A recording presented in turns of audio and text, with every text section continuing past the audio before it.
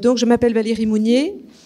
Je suis maître praticienne en PNL, formée à l'hypnose ericksonienne, à la thérapie familiale systémique et voilà, formatrice en PNL également. Donc, j'exerce en région parisienne, à Chatou, depuis 15 ans et je reçois des adultes, des adolescents, des enfants et aussi des familles. J'ai la chance de travailler avec beaucoup de médecins qui valident ce travail et qui l'encouragent. Et c'est grâce à eux que je suis là en partie aujourd'hui, parce qu'ils m'ont beaucoup aidé à avancer avec les enfants, en considérant que ce qui fonctionnait avec les adultes devait fonctionner avec les adolescents, donc forcément avec les enfants, et beaucoup aussi avec des enseignants. Donc, je forme également à la PNL. Il y a des personnes qui m'ont demandé sur Chatou et dans certains instituts également, notamment chez Chantal Servet à Lille et également chez Pascal Serrano depuis l'année dernière et chez Chantal depuis des années. Voilà. Donc, j'ai commencé la PNL avec des adultes puisque j'avais bien compris que c'était pour les adultes. Et puis, très, très rapidement, c'est-à-dire au bout de 2 mois, quelqu'un m'a demandé de prendre un enfant de 12 ans, son fils. Je me suis dit, bon, moi, on ne m'a pas expliqué pour les adolescents. 12 ans, ça n'est pas encore adolescent. Il manque de confiance en lui. Je vais tester des choses et puis on va voir ce que ça donne. Ça a bien fonctionné. Et très rapidement, cette même personne m'a dit, maintenant, moi, je suis enseignante et j'aimerais que vous preniez un enfant de ma classe. Alors, je me suis dit, bon, encore un de 12 ans, bon, on va voir. Et puis, je lui demande l'âge de cet enfant et elle me dit, il a 5 ans. Donc ça a commencé comme ça. En fait, ça m'est vraiment tombé dessus. Et je n'avais rien prévu. Et j'ai eu un petit moment d'hésitation et en même temps, je sentais que ça valait peut-être la peine de tester quelque chose, de voir que les choses n'arrivent pas par hasard. Et donc, je m'y suis mise. Alors ça, c'est ce que je vous raconterai aussi tout à l'heure, la première séance avec un enfant qui m'a permis de voir à quel point, avec la PNL, on peut vraiment aider les enfants à partir de 4-5 ans. Donc j'ai reçu ce premier enfant. Il s'est trouvé que par la suite, sa pédiatre a commencé à m'envoyer plein de petits. Et là, je me suis dit, je vais me former. Je vais me former à la PNL pour enfants, ça doit exister. C'était donc il y a 15 ans. J'ai cherché, je n'ai rien trouvé. J'ai cherché en France, j'ai cherché en Espagne, j'ai regardé en Allemagne, j'ai regardé en Angleterre, en Belgique, en Suisse. Il y avait des choses qui existaient, bien sûr, mais pas ce que je cherchais spécifiquement, qui étaient vraiment des techniques adaptées aux enfants, une transposition en quelque sorte de la PNL pour les enfants. Donc je me suis dit, je vais bricoler un petit peu, je vais voir, je vais tester des choses. Et puis ceux qui m'ont appris finalement ce métier, eh bien ce sont les enfants. Parce que je les ai observés, je les ai écoutés, et puis de temps en temps, je leur disais, tiens, tu pourrais me dessiner ça. Ils me disaient, non, je vais te le montrer avec des animaux. Ah, d'accord. Ils me montraient avec des animaux, ils faisaient des positions de perception tout seuls, ils prenaient du recul. Et puis, voilà, je les ai observés. Et puis, au bout de 2-3 ans, il y a un institut de Barcelone, donc en Catalogne, en Espagne, en Catalogne, qui m'a contacté en me disant, voilà, il paraît qu'en France, vous faites la PNL pour les enfants, nous, ça nous intéresse, on n'a pas ça. Donc j'y suis allée, j'ai expliqué un petit peu ce travail, j'ai montré des dessins d'enfants, j'ai expliqué, et ça leur a plu. Donc depuis 12 ans à peu près, je vais régulièrement à Barcelone et puis dans 2 autres instituts aussi de la région, là-bas, enseigner la PNL pour enfants, pour adolescents. Et là-bas, j'ai formé plusieurs centaines de personnes, aussi bien des PNListes, bien sûr, que des psychologues, que des enseignants, que des coachs, des thérapeutes, et beaucoup de personnes, et ça, j'ai trouvé que c'était très important pour moi aussi de le voir, beaucoup de personnes qui travaillent dans le domaine de la santé, c'est-à-dire il y avait à chaque fois des infirmières, il y avait des médecins, des pédiatres particulièrement, et même des pédopsychiatres qui venaient pour apprendre ces techniques, évidemment pas pour faire ce métier, mais pour en extraire des choses qui allaient leur être utiles dans leur pratique.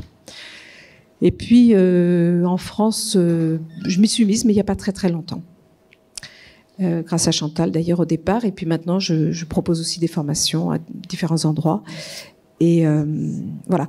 Et puis quand j'étais à Barcelone, en fait très rapidement, les personnes m'ont demandé si je parlais dans mon livre de telle ou telle technique de PNL pour enfants.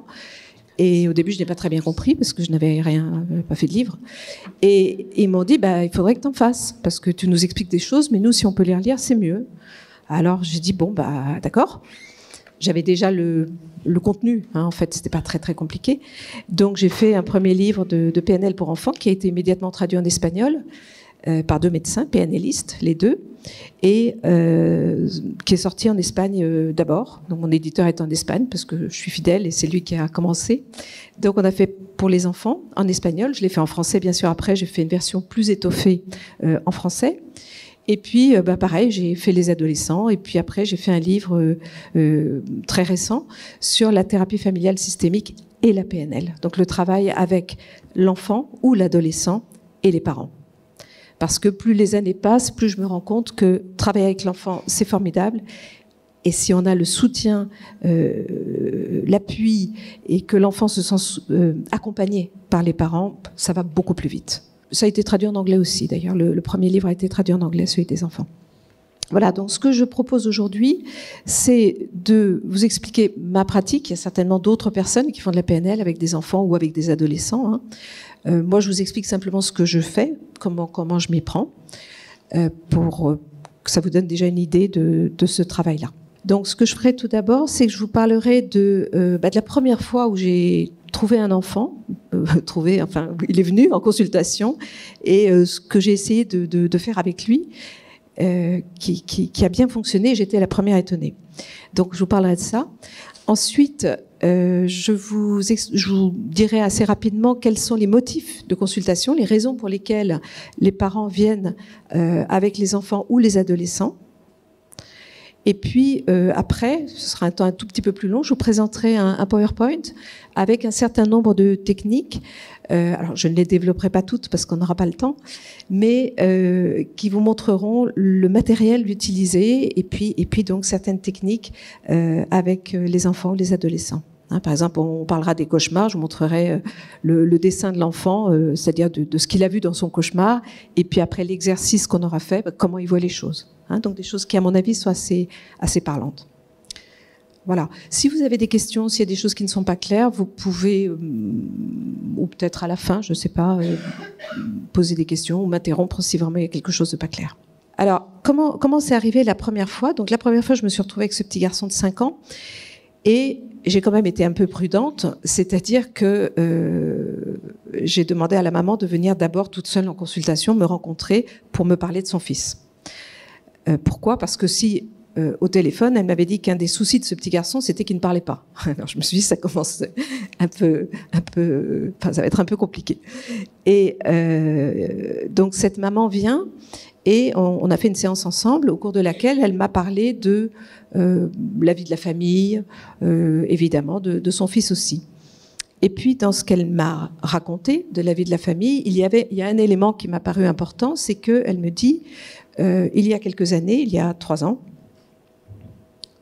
2 ans, j'ai eu une maladie très grave et j'ai dû donc être hospitalisée et nous sommes partis en famille, donc moi, mon mari, mes enfants, chez mes parents dans le sud, à Nîmes, pendant plusieurs mois parce que j'avais besoin d'être hospitalisée et d'avoir un traitement à l'hôpital. Et mes parents habitent là-bas, donc les enfants étaient chez les grands-parents, donc voilà, c'était plus commode carrément de déménager toute la famille. Et je demande si elle est guérie déjà de cette maladie. Elle me dit oui, bien sûr. Est-ce que vous l'avez dit à vos enfants? Oui, je leur ai dit. Bon, moi, je garde ça en mémoire. Et puis, mais le petit, à l'époque, il avait 3 ans quand même. Hein, voilà. Donc ensuite, le petit garçon vient. Il arrive, et puis, très mignon, il arrive avec une petite tortue qu'il avait fabriquée. Alors, je ne sais pas comment vous expliquer, c'est ces trucs en plastique, là, on dessine, on peint dessus, et puis après, ça se colle à la vitre. Vous voyez ce que je veux dire? Donc, il vient avec ça, tout content, gentil comme tout, il me dit, voilà, j'ai fait ça pour toi. Ah, je lui dis, écoute, merci, c'est super gentil, merci beaucoup. Et puis, il me regarde, il me fait, ouais, mais t'as vu, je l'ai loupé, parce que là, il manque un petit bout de pâte. Et moi, de toute façon, tout ce que je fais, je le loupe. Bon, mais je lui dis, mais tu aimes bien faire ces tortues et des choses comme ça? Il me dit, oui, j'aime bien. Alors, en fait, il venait alors j'ai oublié de vous dire, il venait pour 3 problèmes différents. Il venait, je vous ai dit qu'il ne parlait pas beaucoup, mais c'était un peu plus complexe que ça. C'est-à-dire qu'il y avait plusieurs choses. La première, c'est que l'institutrice était triste parce que cet enfant ne participait pas en classe, c'est-à-dire qu'en fait, il ne levait jamais la main, dire à 5 ans, c'est pas très grave, mais il ne faisait aucune activité de groupe. En récréation, il ne jouait jamais avec ses copains, et on était au mois de mai. Hein, et jamais il n'a voulu jouer avec les autres, il était toujours en retrait, toujours timide, il parlait pas beaucoup. Et puis, il avait un geste qui était celui-là, qu'il faisait assez régulièrement, et la maman m'avait raconté ça en me disant, écoutez, on l'a jamais tapé, on l'a jamais battu, on l'a jamais rien fait, mais de temps en temps, il fait ça, il paraît qu'à l'école, il le fait beaucoup. Donc, ce petit garçon arrive avec sa tortue, et je lui dis, tu as l'air d'aimer faire ces choses-là, raconte-moi comment tu fais ça. Et ça, c'est une chose que je fais systématiquement quand je reçois des enfants ou des adolescents, mais surtout avec les enfants, qui est de faire raconter des choses qu'ils aiment. Hein, parce qu'en général, quand ils viennent, c'est qu'il y a quand même un souci. S'il y a un souci, ça veut dire que très souvent, ils manquent un peu de confiance en eux. Donc, leur faire raconter des choses qu'ils aiment faire, c'est aussi une manière de les aider à raconter des choses qu'ils savent faire, mais n'en sont pas forcément conscients. Hein, si vous dites à quelqu'un qui manque de confiance en soi, raconte-moi ce que tu réussis, bah, il va vous dire rien du tout. Mais si vous dites, raconte-moi ce que tu aimes faire, là, il va pouvoir vous raconter des choses. Donc, je lui dis simplement, bah, écoute, raconte-moi comment tu fais avec tes petites tortues, tes animaux, etc. Donc, il me dit, bah, écoute, voilà, moi, j'imagine ce que j'ai envie de mettre, de dessiner ou de colorier. Et puis, je vais dans ma chambre pour être tranquille, parce que dans ma chambre, je suis tranquille, il n'y a pas de bruit. Et puis, je suis bien, j'imagine les choses, et puis après, je fais. Et tout d'un coup, je pense aux submodalités de la PNL. C'est-à-dire, je me dis, tiens, il m'a donné un critère auditif, il n'y a pas de bruit. Je me dis, tiens, je vais lui demander quelque chose de visuel. Donc, je lui dis, quelle est la couleur des murs dans ta chambre? C'est quelle couleur? Elle me dit, c'est bleu. Elle me dit, c'est bleu comme la mer. Ah, je lui dis, tu aimes bien ta chambre? Il me fait, ah oui, j'aime bien le bleu. Très bien. Et puis, ensuite, je cherche quelque chose de kinesthésique, mais il n'y avait pas beaucoup de mouvement dans ce qu'il faisait. Hein. Donc, par contre, il me dit, moi, ce que j'aime bien, quand je suis dans ma chambre, c'est que, en fait, je fais les choses comme j'ai envie de les faire. Et puis, surtout, je me sens bien parce qu'il fait je sais pas, je suis bien dans ma chambre. Il fait ni trop chaud, ni trop froid. Et je me dis, bon, j'ai déjà 3 submodalités. On verra si ça peut servir à quelque chose. Hein, c'est-à-dire j'avais quelque chose de visuel, d'auditif et de kinesthésique. Le bleu, l'auditif, c'est qu'il n'y avait pas de bruit, et puis le kinesthésique, c'était la température agréable. Hein, je détaille un tout petit peu parce que j'ai compris qu'il y avait des personnes qui ne connaissaient peut-être pas toute la PNL. Donc je me dis, bon, voilà, une information. Après, je lui dis, bah, écoute, raconte-moi un petit peu ta vie. Alors il commence, moi j'ai habité, je suis née en Amérique, enfin il commence à me raconter des histoires inventé.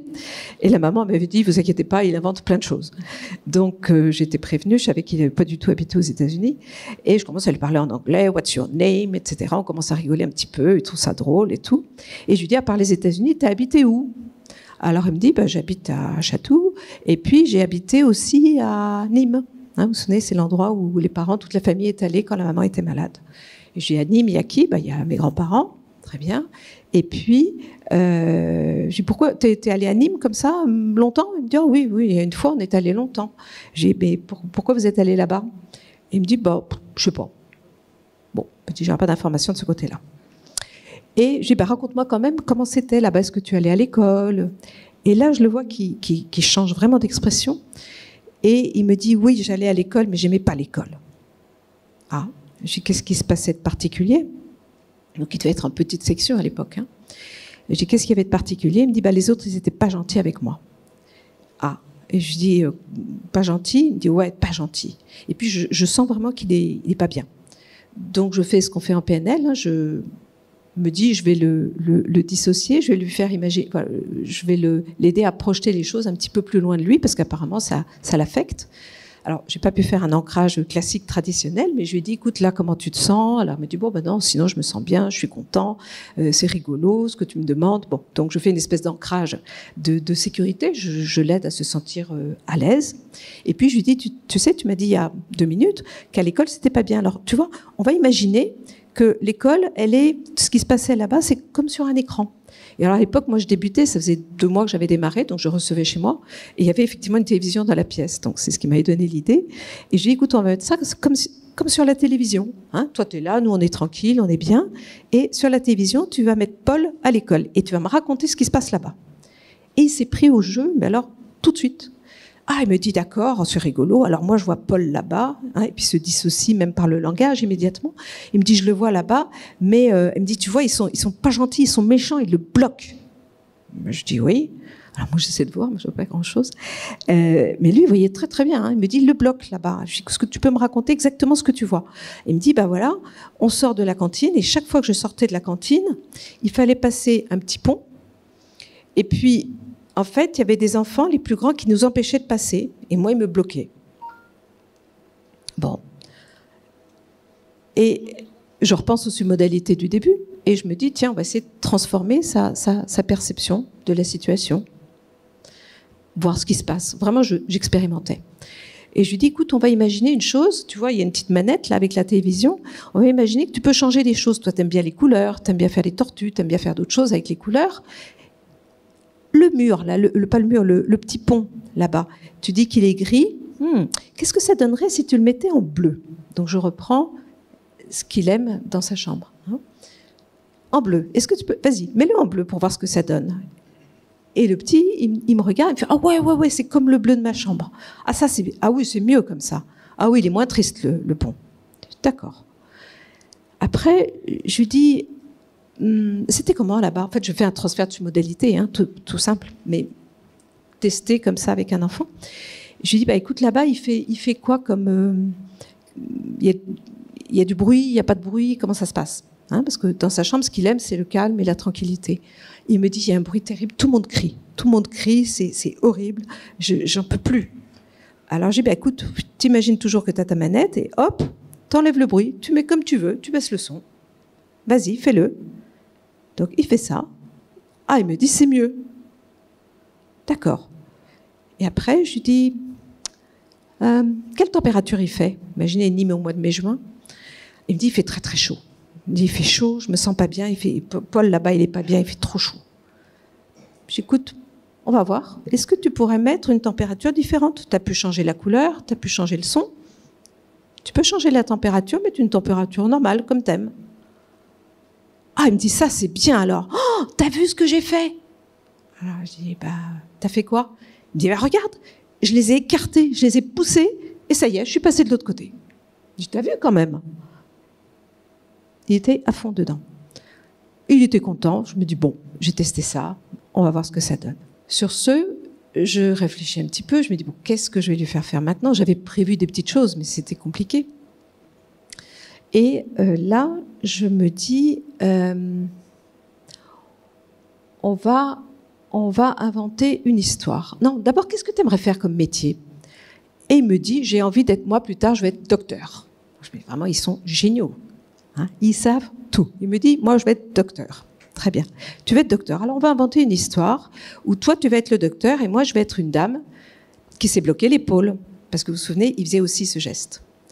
Et je fais le geste devant lui, et là, il me regarde d'un air furieux.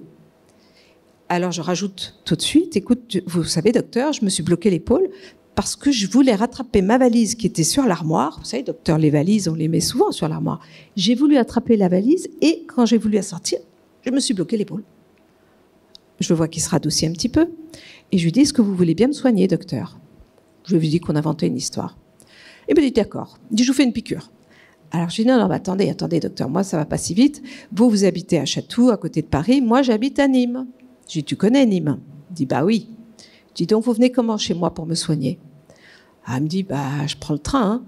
Bon, alors, vous prenez le train, docteur, et puis vous venez chez moi. Donc, j'ai fait tout un laïus un petit peu long, parce que je voulais poser les choses et qu'ils prennent le temps, sans savoir ce que ça pouvait donner, bien sûr.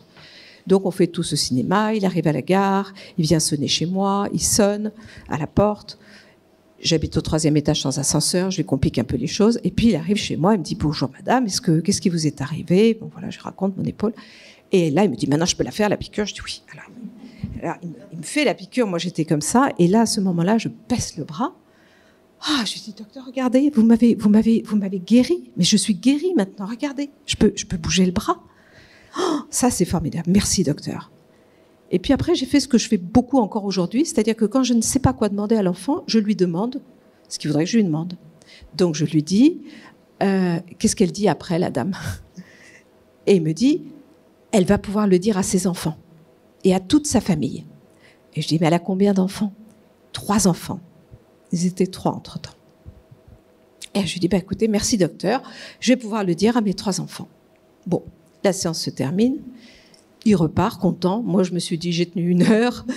C'était pas évident avec un enfant qui ne parle pas beaucoup, en testant des choses. Voilà, il était réceptif, il a l'air content, c'est déjà ça.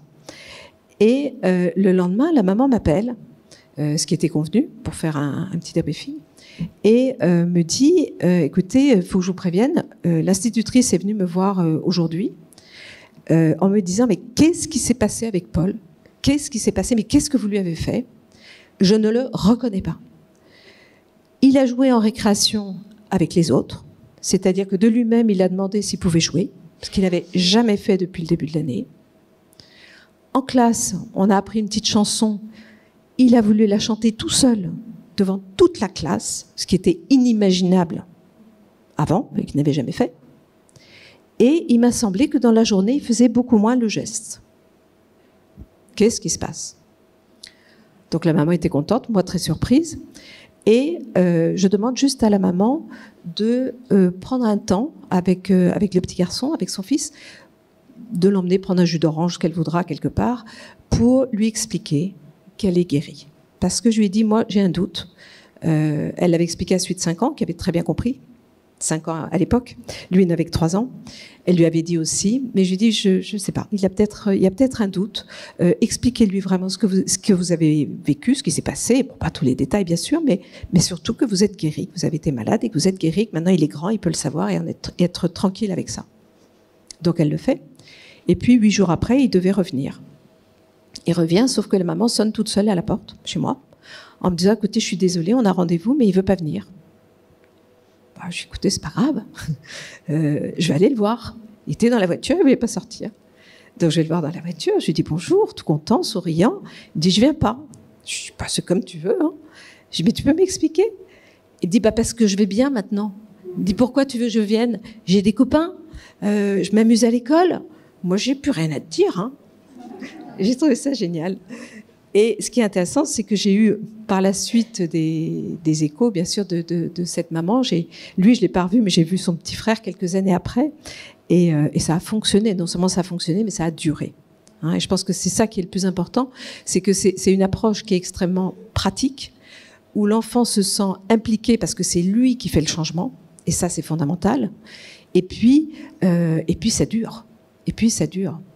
Et honnêtement, je travaille avec des adultes aussi, mais je peux vous dire qu'avec les enfants, ça va 10 fois plus vite. Ils comprennent. Et ce qui est extraordinaire, c'est qu'une fois qu'ils ont un peu plus confiance en eux, ou qu'ils ont réussi à trouver leur propre stratégie aussi, leur manière de fonctionner, bah, ils construisent là-dessus. Donc vraiment, ça vaut la peine. C'était juste pour vous donner une idée de la première fois, parce que ça a été impressionnant pour moi. Après, je me suis dit, bon, ça va, j'en ai eu un, c'est bon, j'ai vu que ça marche. Repos. Mais c'est juste que 2-3 mois après, au retour des vacances, à partir de septembre, j'ai eu plein de petits envoyés par cette pédiatre. Et là, je me suis dit, bon, bah, il va falloir que je m'y mette. Les motifs pour lesquels les personnes viennent en consultation, en rendez-vous, soit c'est simple. Hein. En général, c'est soit pour des questions... alors moi, je dirais liées à la famille, mais surtout à la place dans la famille. Alors évidemment, les parents n'appellent pas en disant « mon enfant a un souci de place dans la famille ». Ça peut arriver. Hein. J'ai eu une fille qui était l'aînée de 4 et qui ne voulait plus être l'aînée. Elle avait clairement un problème de place. Mais mis à part ce cas-là, en général, les parents appellent parce qu'il y a des comportements dans la famille qui posent problème et qui sont liés en général à la place. Hein, au fait d'arriver à trouver sa place. Alors ça peut être évidemment parce qu'il y a des séparations dans la famille, mais ça peut être aussi des rivalités entre frères et sœurs. Ça peut être très souvent des enfants qui ont beaucoup d'autorité, qui font des colères et qui prennent la place de quelqu'un dans la famille. Hein, et ça, on le voit en systémie. C'est-à-dire, par exemple, j'avais un enfant qui venait, qui avait 6-7 ans, et qui passait son temps à expliquer à maman comment elle devait s'occuper du petit frère de 6 mois. Et là, tu lui changes la couche, et là, c'est l'heure de son repas, etc., etc. Et il se trouvait que dans cette famille, le papa était très souvent absent parce qu'il voyageait beaucoup, et que le petit garçon prenait inconsciemment, involontairement, un rôle un peu de père. trouver sa place dans la famille, c'est compliqué. Il m'est arrivé d'avoir des enfants, par exemple, qui ont, je pense à un petit garçon qui avait 9 ans, 9-10 ans, qui dormait toujours dans le lit de sa maman, il n'y avait pas de papa, et qui m'explique que le soir, vraiment, il en a assez parce qu'il se fâche après sa maman, parce qu'elle ne fait pas ce qu'il veut. Et je lui disais, mais qu'est-ce qu'elle veut, ta maman? Qu'est-ce qui se passe? Il me dit, bah, tu comprends, moi je suis au lit, et puis je lui dis, allez, dépêche-toi, puis elle est là, elle se démaquille, elle prend son temps. Je dis, mais toi, t'es où? Il dit, bah, je suis dans mon lit. Je dis, mais ton lit, il est où? Bah, c'est mon lit. Ah, et il y a qui d'autre dans ton lit? Bah, il y a maman. Ah, sauf qu'elle traîne le soir. Et elle se couche tard, hein. Bon, voilà. Donc, question de place dans la famille. Et je me souviens, après avoir fait un travail avec ce petit garçon, c'était très émouvant parce qu'à la dernière séance, quand sa maman lui a dit qu'il pouvait bien sûr aller dormir dans sa chambre, mais il fallait que la maman accepte ça aussi. Hein. Il a dit, ah bah alors finalement, je suis un enfant comme les autres. Je trouve ça très, très poignant. Donc la place dans la famille, ça va être des choses comme ça. Ça va être une chef d'entreprise qui vient, qui dit voilà, moi je gère, je sais pas combien de centaines de personnes. Mais alors je rentre à la maison et puis mon fils de 5 ans, il me dit maman, c'est comme ci, c'est comme ça, je mange ce que je veux, je me couche quand je veux, etc. Je sais pas comment faire. Je n'ai pas d'autorité dans ce cas-là, je ne sais pas comment m'y prendre. Et c'est là qu'on voit vraiment le côté systémique. C'est pour ça que j'ai voulu faire ce 3e livre, c'est-à-dire que quand on travaille avec l'enfant et qu'on reçoit le parent une partie de la séance, ça permet au parent de comprendre comment il va pouvoir, lui, aider l'enfant. Et ensuite, on fait le travail avec l'enfant, mais ça va beaucoup plus vite. C'est pareil, j'avais une maman qui était hippie, qui avait été une ancienne Miss France quand même. La première fois que je l'ai vue, j'ai trouvé étonnante. Je me suis dit, elle a un truc, je ne sais pas quoi, elle était grande, elle était, je sais pas, elle avait une allure spéciale. Et elle était d'une famille de hippies. Alors dans sa famille, on était tous hippies, il n'y avait pas d'autorité et ça fonctionnait très très bien pour elle, pour sa sœur et tout. Et là aussi, elle avait un petit garçon de 5 ans qui la menait à la baguette. Et elle me disait, je veux pas être autoritaire, mais il faut que j'arrive quand même à mieux vivre les choses et puis lui imposer des heures de coucher, enfin voilà. D'accord? Donc c'est la place dans la famille d'une manière générale. Il y a par exemple deux sœurs jumelles qui étaient venues me voir à un moment donné parce que elles devaient se séparer. C'est-à-dire changer, pour elles se séparer, c'est-à-dire changer de lycée, aller dans 2 lycées différents. Et c'était la première fois qu'elles allaient être séparées physiquement comme ça dans la journée. C'était très dur pour elles. Donc elles sont venues à 2 pour se préparer à ce changement. Et le travail était très intéressant parce que ça a permis à chacune de voir à quel point elle connaissait bien l'autre, mais ne se connaissait pas très bien elle-même. Et c'était vrai pour les 2. Et à quel point elles étaient au fond différentes. Alors, il y a la situation dans la famille avec toutes sortes de colère ou de comportements comme cela, ou des situations où l'enfant ne prend pas sa juste place, donc il est en insécurité affective souvent. Hein. Et puis, il y a également toutes les situations liées à l'école, vous en doutez bien, donc tout ce qui est motivation, concentration, en sachant que j'ai constaté, je ne sais pas si vous serez d'accord, mais moi j'ai constaté que très souvent quand l'enfant est en primaire, il a plus des problèmes de concentration et dès le collège, c'est plus la motivation. Moi, quand j'ai des parents qui viennent avec un enfant, un adolescent de 14 ans en me disant il a du mal à se concentrer, j'ai toujours l'idée que sûrement il ne doit pas être très motivé non plus. Hein, et c'est important de savoir sur quoi on travaille parce que ça n'est pas le même travail. Hein, et déjà poser les mots justes sur ce qui se passe. Donc il y a aussi toutes les moqueries dans les écoles, le harcèlement, toutes ces choses-là. Moi j'avais un petit garçon qui était roux et qui venait parce qu'il en avait marre parce que ça faisait des années qu'on se moquait de lui. Et en faisant les positions de perception, l'idée qu'il a eue, c'était d'aller voir quel était le pourcentage de roux en France. Et il est allé voir ça. Alors moi j'ai regardé en même temps, donc je crois que c'est 5%. Mais lui il était plus fort que ça. Il est revenu la fois d'après en me disant j'ai regardé et on est... Alors, je vous dis n'importe quel chiffre parce que je suis pas bonne en maths. Je sais pas, 3 254 902, n'importe. Il avait le chiffre exact. Donc ce qui fait que la fois d'après, en classe, à l'école, dès qu'un enfant a commencé à se moquer de lui, il lui a dit « Tu sais combien on est de roux en France ?» Et il a donné le chiffre. Et il m'a dit avec ça, c'était réglé. Ils m'ont tous fichu la paix. Donc, ce qui est intéressant, c'est ça, c'est qu'avec les enfants, les problèmes peuvent paraître énormes et les solutions sont souvent très simples. Pas toujours, mais très souvent. Hein, au moins pour désamorcer les problèmes. Donc tout ce qui se passe à l'école, donc évidemment là on va utiliser toutes nos techniques de PNL, hein, d'ancrage, de dissociation, de les positions de perception. Avec les adolescents, je vais faire très souvent le score, donc qui est une technique qui permet de savoir où on en est dans sa vie par rapport à différents éléments, pour y voir plus clair. L'alignement des niveaux logiques pour booster la motivation, hein, en partant. Enfin moi je fais vraiment en partant du résultat atteint, c'est-à-dire que maintenant ça y est, on imagine que tu es concentré, ça se passe très bien à l'école, raconte-moi comment tu as fait. Hein, ça, je le fais beaucoup avec les enfants et avec les adultes, hein, de leur faire imaginer déjà le résultat atteint. C'est un peu comme oui, avec la baguette magique aussi, je le fais. Ou la question miracle, hein, c'est un peu la même idée. Voilà, donc des problèmes liés à l'école. Et puis aussi, je mets un petit peu à part tout ce qui est émotionnel. C'est que les parents, quand ils viennent, ils ne parlent pas d'état interne comme nous en PNL, ils parlent d'émotions. Et dans les émotions, je dirais qu'il y a toutes les peurs. Moi, je travaille énormément avec les enfants et les adolescents sur les peurs. Et là, on pourrait en remplir des pages entières. La peur de se faire gronder pour les plus petits, la peur de ne pas être parfaite. Moi, j'ai une petite fille qui m'a dit, moi, j'ai peur de ne pas être parfaite. Et je lui dis, c'est quoi parfaite? C'est comme maman. Donc j'ai interrogé la maman qui était là. Je lui dis, est-ce que vous pouvez m'expliquer? Elle me dit, mais non, mais moi j'ai jamais dit ça. Donc c'est aussi s'autoriser à faire les choses autrement. Donc les peurs, ça peut être la peur des météorites, de la fin du monde, tout ce qu'on peut imaginer. Les peurs qui sont liées à la peur de l'abandon, bien sûr, et aussi à tout ce qui est jeux vidéo et télévision. Hein, moi, j'ai un petit qui était venu parce qu'il faisait des cauchemars horribles. Il avait fait le tour des psychologues et psychiatres. Il a même vu un psychiatre pour régler cette espèce de ce cauchemar qu'il faisait depuis qu'il avait vu une scène de meurtre à la télévision, soi-disant par hasard. Il passait juste par là. Et en une séance de PNL, avec le switch, c'était réglé. Hein, donc, il y a beaucoup de peur. Et puis, moi, je vois beaucoup d'enfants de 6-7 ans qui vous disent, qui jouent à des jeux qui ne sont absolument pas de leur âge. Hein, quand les personnes veulent se former à la PNL pour enfants, je leur dis, ou pour ados, mais surtout pour les enfants, regardez les jeux vidéo, regardez les âges, demandez-leur à quoi ils jouent et vous aurez déjà beaucoup d'informations. Donc, beaucoup d'enfants qui ont 6-7 ans et qui jouent à des jeux interdits aux moins de 18, soit parce que papa il y joue, il me laisse jouer, soit parce que mon grand frère il y joue et je regarde, etc. Et qui après ont vraiment des angoisses. Je ne veux pas accabler les jeux vidéo, mais il y a des âges. Je pense que c'est fait pour quelque chose. Voilà, donc toutes les peurs. La PNL pour enfants marche très très bien pour l'énurésie, par exemple. Ça, c'est fabuleux.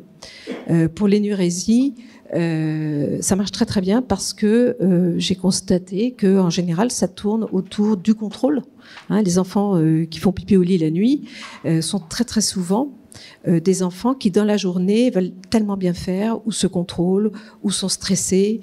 En tout cas, je dis toujours aux parents, écoutez, est-ce que votre enfant a tendance à vouloir très bien faire, ou des enfants qui veulent plaire aux autres, ou faire ce qu'ils pensent que les autres attendent d'eux, et qui se mettent la pression. Donc, ils se mettent la pression dans la journée, puis le soir, ils relâchent tout. Et c'est pour ça que c'est intéressant, quand on doit travailler sur l'énurésie, de s'interroger beaucoup sur ce qui se passe dans la journée, beaucoup plus que de se focaliser sur ce qui se passe la nuit. Même s'il y a des choses à mettre en place, et l'hypnose fonctionne aussi très bien, mais travailler sur la journée, c'est très important. Et sur la relation. Moi, j'ai eu un garçon de 15 ans qui venait parce que ça lui arrivait aussi. Alors, quand les parents étaient séparés, quand il était chez sa mère, rien du tout. Quand il était chez son père, il mouillait le lit la nuit 2 fois sur 3. Il avait 15 ans quand même, ça faisait des années que ça durait. Et en fait, ce qu'on a travaillé, c'est sa relation avec son père. Et en améliorant la relation avec son père, il a arrêté. Hein, et c'est ça que je trouve passionnant dans ce travail, c'est qu'on ne sait jamais où on va. Enfin, moi, je ne sais jamais où je vais, je ne sais jamais où on va aller. On laisse venir.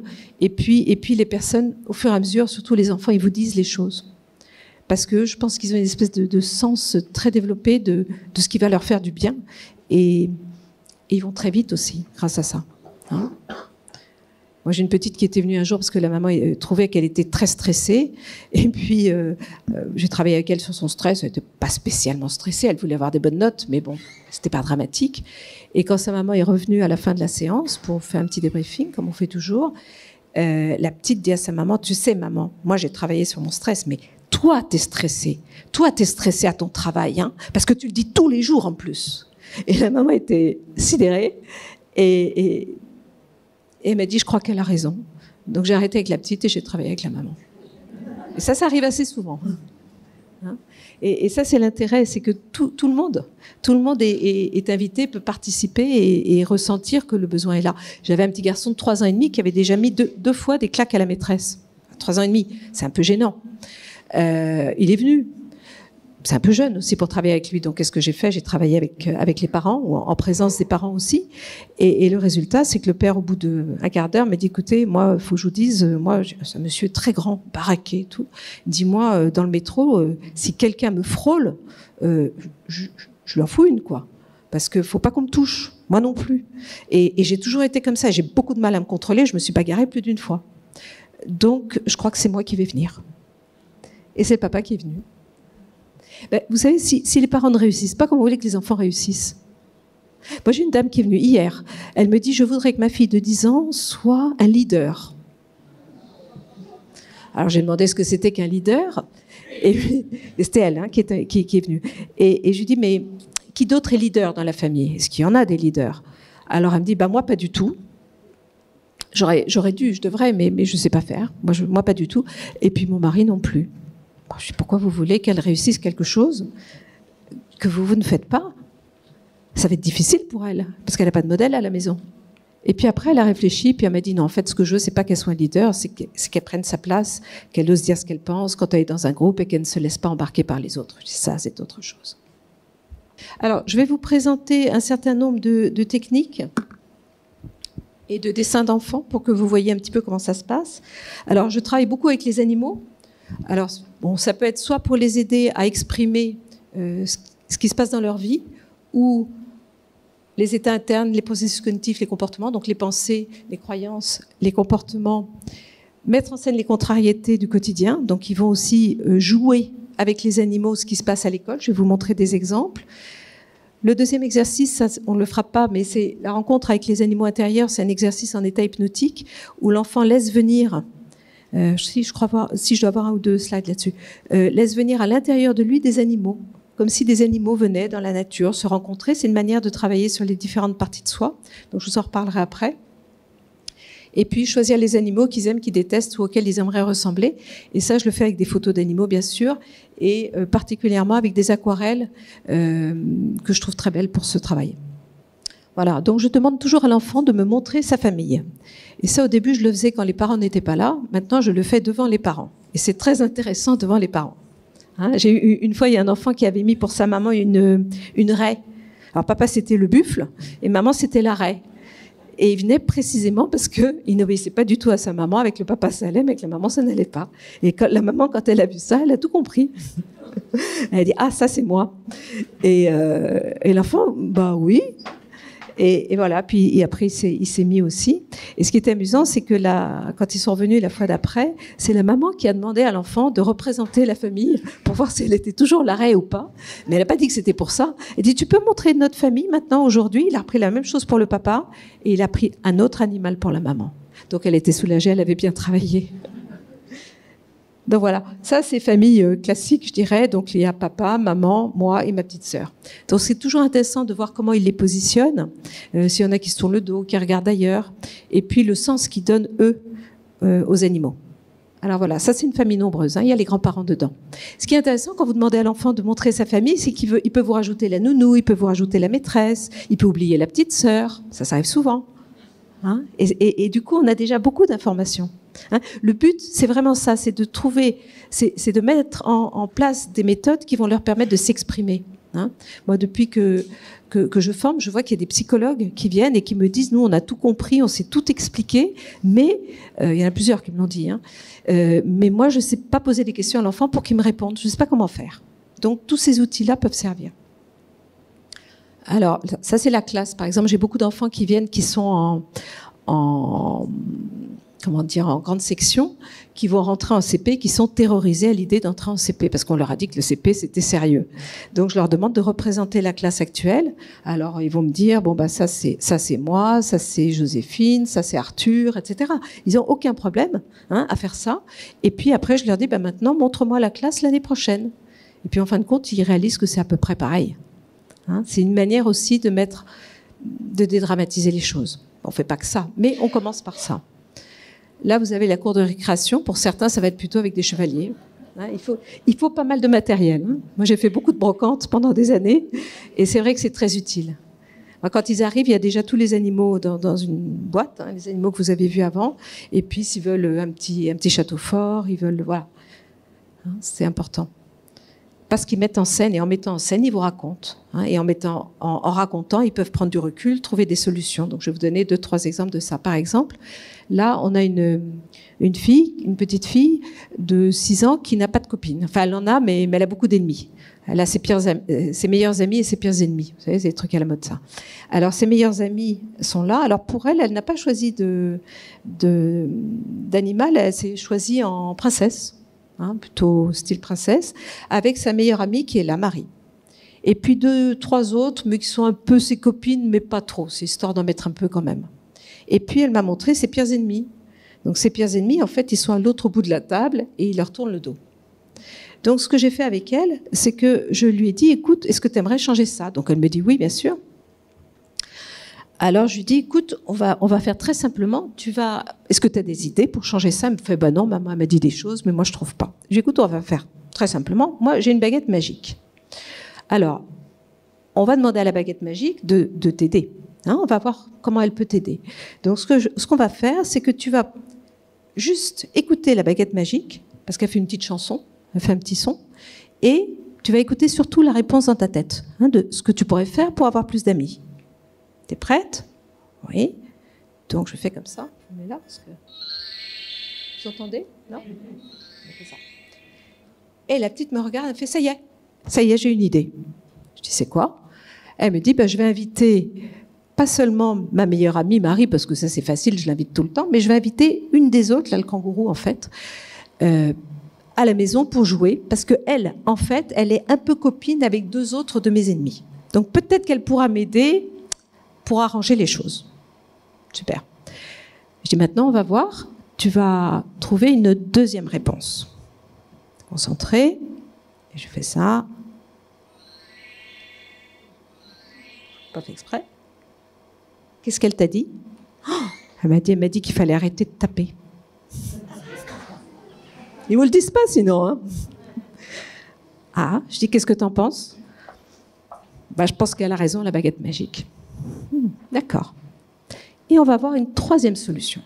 On va voir ce qu'elle te propose encore. Donc, je refais. Et là, elle me regarde et elle me dit, je sais, mais je te le dis pas. Alors, je dis, bon, c'est une bonne idée ou pas?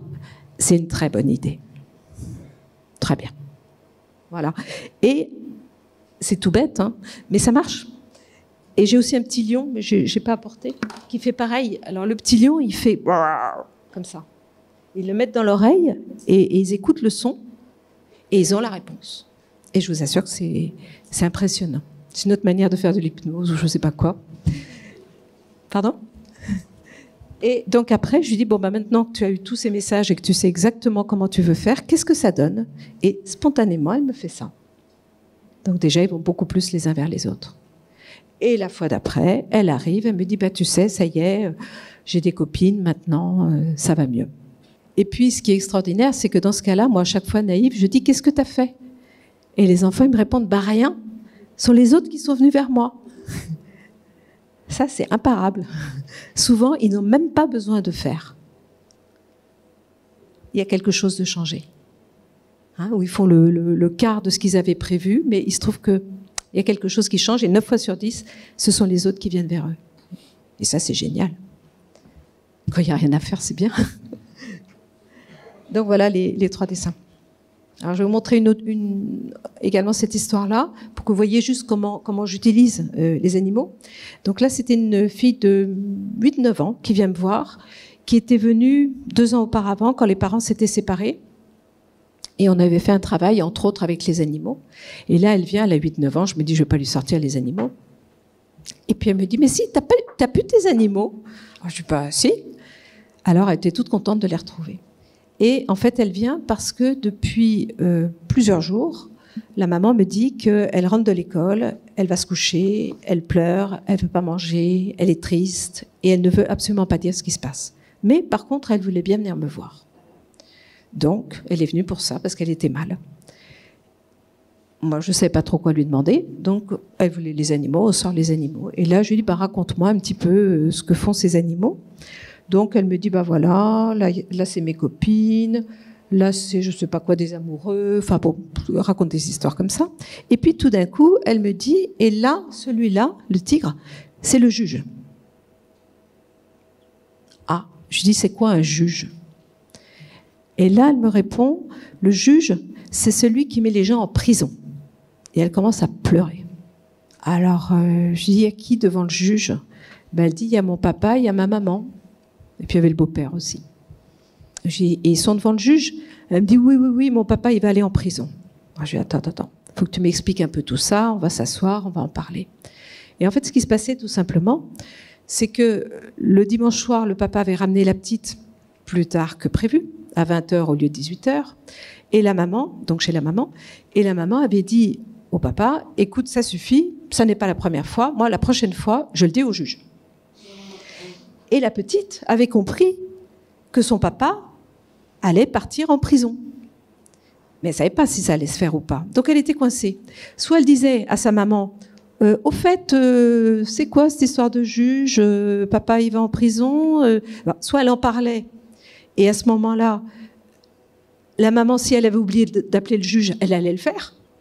Donc le papa allait aller en prison à cause d'elle, à cause de la petite. Soit elle ne disait rien. Elle attendait, mais elle souffrait. Donc le fait d'avoir pu l'exprimer simplement avec ces animaux, ça nous a permis très rapidement d'aller chercher sa maman. Je lui ai dit, écoute, moi, je ne comprends rien du tout.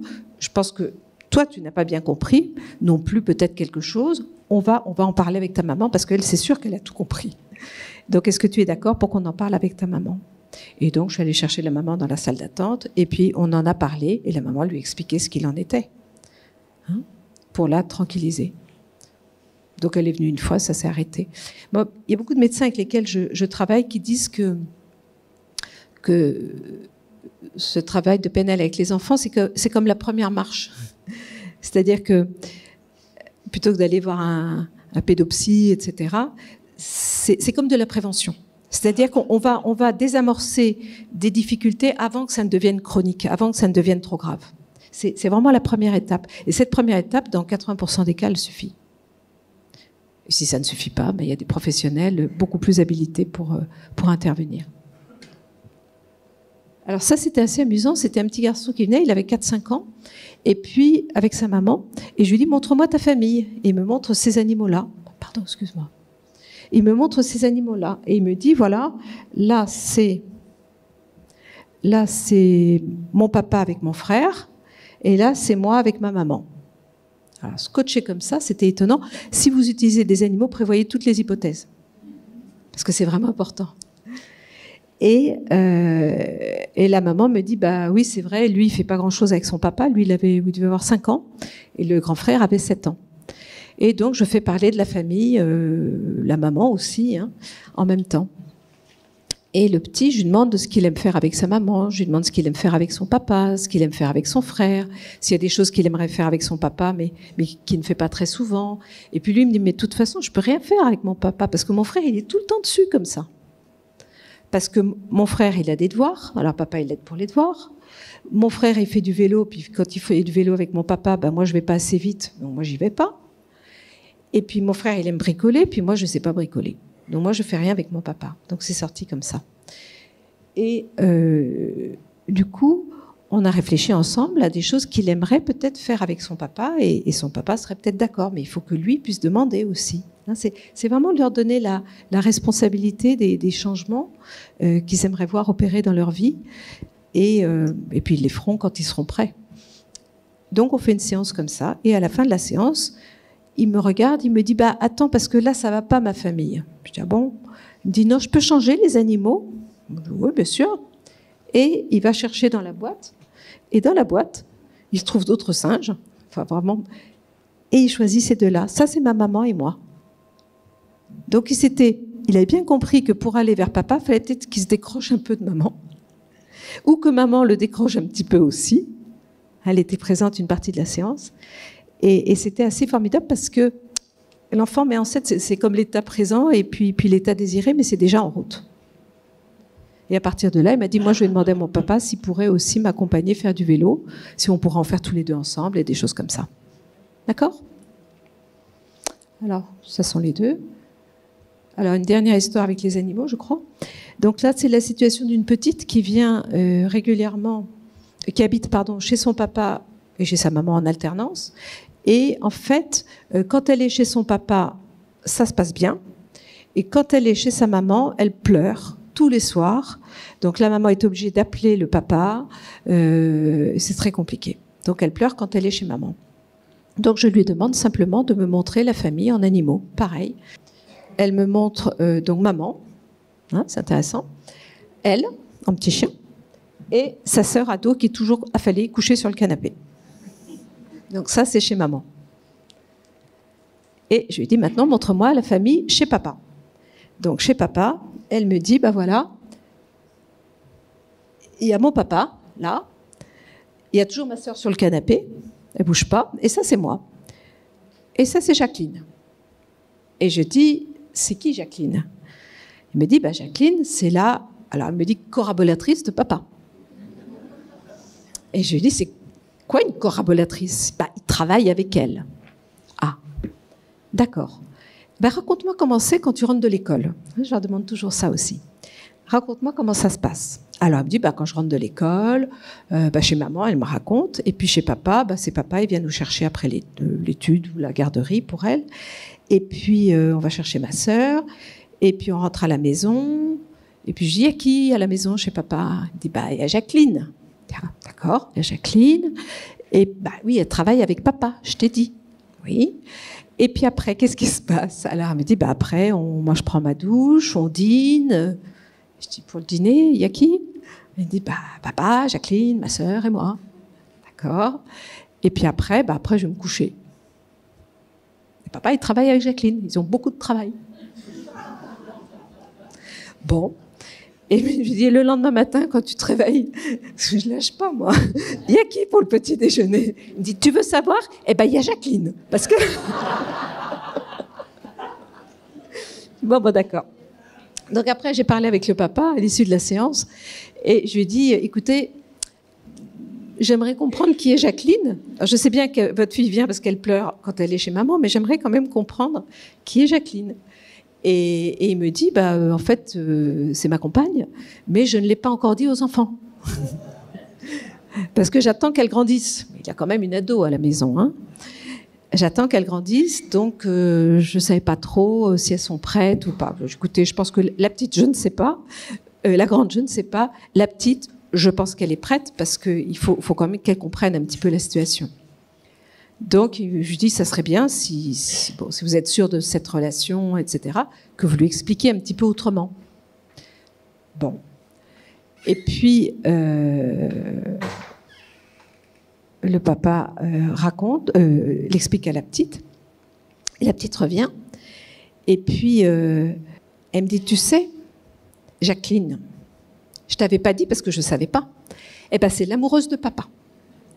Et le papa m'a dit, ça a été un petit peu bizarre parce que les 2 premiers jours, elle a commencé à la regarder d'un air suspicieux. Hein, la petite, quand même, elle savait sans savoir. Et après, ça s'est arrangé, bien entendu. Mais depuis, elle ne pleure plus quand elle est chez sa maman. Parce que ce que j'ai oublié de vous dire, c'est que la petite m'avait raconté que quand elle était chez maman et qu'elle pleurait, on parlait de l'intention positive, ce qu'elle voulait, c'était que papa et maman ils redeviennent amoureux.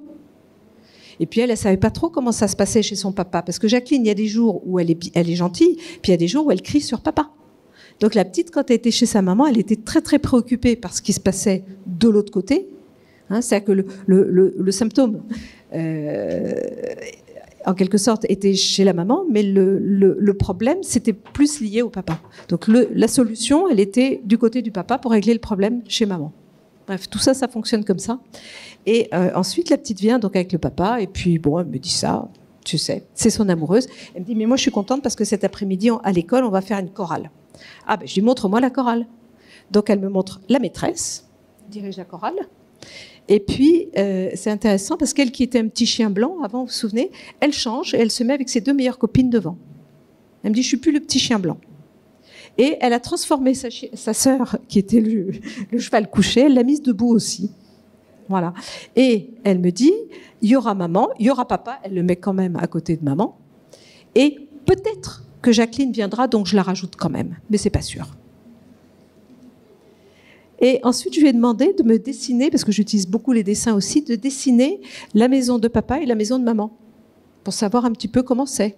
Et ce que je voulais voir, c'était si elle faisait bien la part des choses, si elle acceptait la séparation. Parce que c'est ça le problème, en fait. Et donc, elle a dessiné chez papa là-haut, elle a dessiné que des lits partout, des petites fleurs et toutes sortes de choses. Et puis, la maison chez maman avec les 3 chambres, pour elle, sa sœur et maman. Et puis, il y a la rue qui passe devant, etc. Et à la fin de la séance, je lui dis, écoute, moi, je trouve que c'est très joli comme ça. La maison de papa, la maison de maman. Mais c'est pas la même maison. Elle me dit, bah non, tu vois bien. Donc, c'est pas la même maison. Est-ce que tu pourrais faire un trait entre les deux? Ah oui. Et elle a pris du rose ou je ne sais quoi. Elle m'a dit, oui, je peux les séparer. D'accord? Voilà. Après, vous pouvez utiliser tout le matériel que vous voulez. Moi, j'ai toutes sortes de personnages comme ça qui viennent aider. Il y a la baguette magique, bien sûr. Et puis, il y a tous les personnages qui peuvent avoir des idées. C'est comme les positions de perception, tout simplement. Donc, c'est-à-dire que toi, tu ne sais pas comment faire pour avoir des copines. Qui est-ce qui pourrait t'aider? Ah ben Merlin, d'accord, qu'est-ce qu'il te dit? Merlin, il me dit ceci, cela, pour trouver des solutions. Alors, un autre travail très, très important, c'est l'externalisation. Pourquoi? Parce que, comme je vous disais tout à l'heure, on travaille énormément sur les peurs. Et une peur, à part la mettre en dehors, une fois qu'on l'a bien ressentie, on peut la mettre dehors, c'est important de savoir le faire. Et cela, je le fais de 2 manières. Une manière qui consiste à utiliser les submodalités, on y reviendra quand je donnerai les exemples, pour que ce soit clair pour tout le monde. Et puis une autre manière qui consiste à parler au problème. Donc, l'enfant va nommer sa peur. Nommer, c'est-à-dire qu'il va lui donner un nom. Il va l'appeler Scrougnougnou, il va l'appeler comme il veut. Parce que l'idée, c'est de la mettre à l'extérieur et de pouvoir en parler comme quelque chose d'extérieur. Si on s'identifie à sa peur, si on pense qu'on est sa peur, c'est difficile de la sortir. Donc c'est important de pouvoir lui donner un nom, de parler d'elle en disant « elle veut ça » ou « il veut ça », de la mettre à distance. Et puis après, je leur demande de la dessiner, bien sûr. Ensuite, il lui parle. Et après, on la laisse partir. Une fois qu'on sait à quoi elle servait, elle peut s'en aller. Ça, c'est un exemple de cauchemar.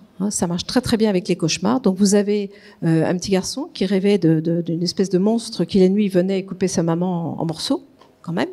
Et après il prenait les petits morceaux, ça faisait comme du papier journal. Enfin bon, voilà, je vous passe les détails. Et le monstre, c'était ça là-haut.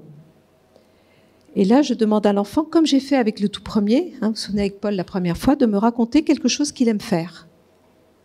Et l'enfant, il raconte quelque chose qu'il aime faire. Je dis, voilà, tu as dessiné ça, c'est le cauchemar, on le met de côté. Tu l'as appelé n'importe, Scrougnougnou.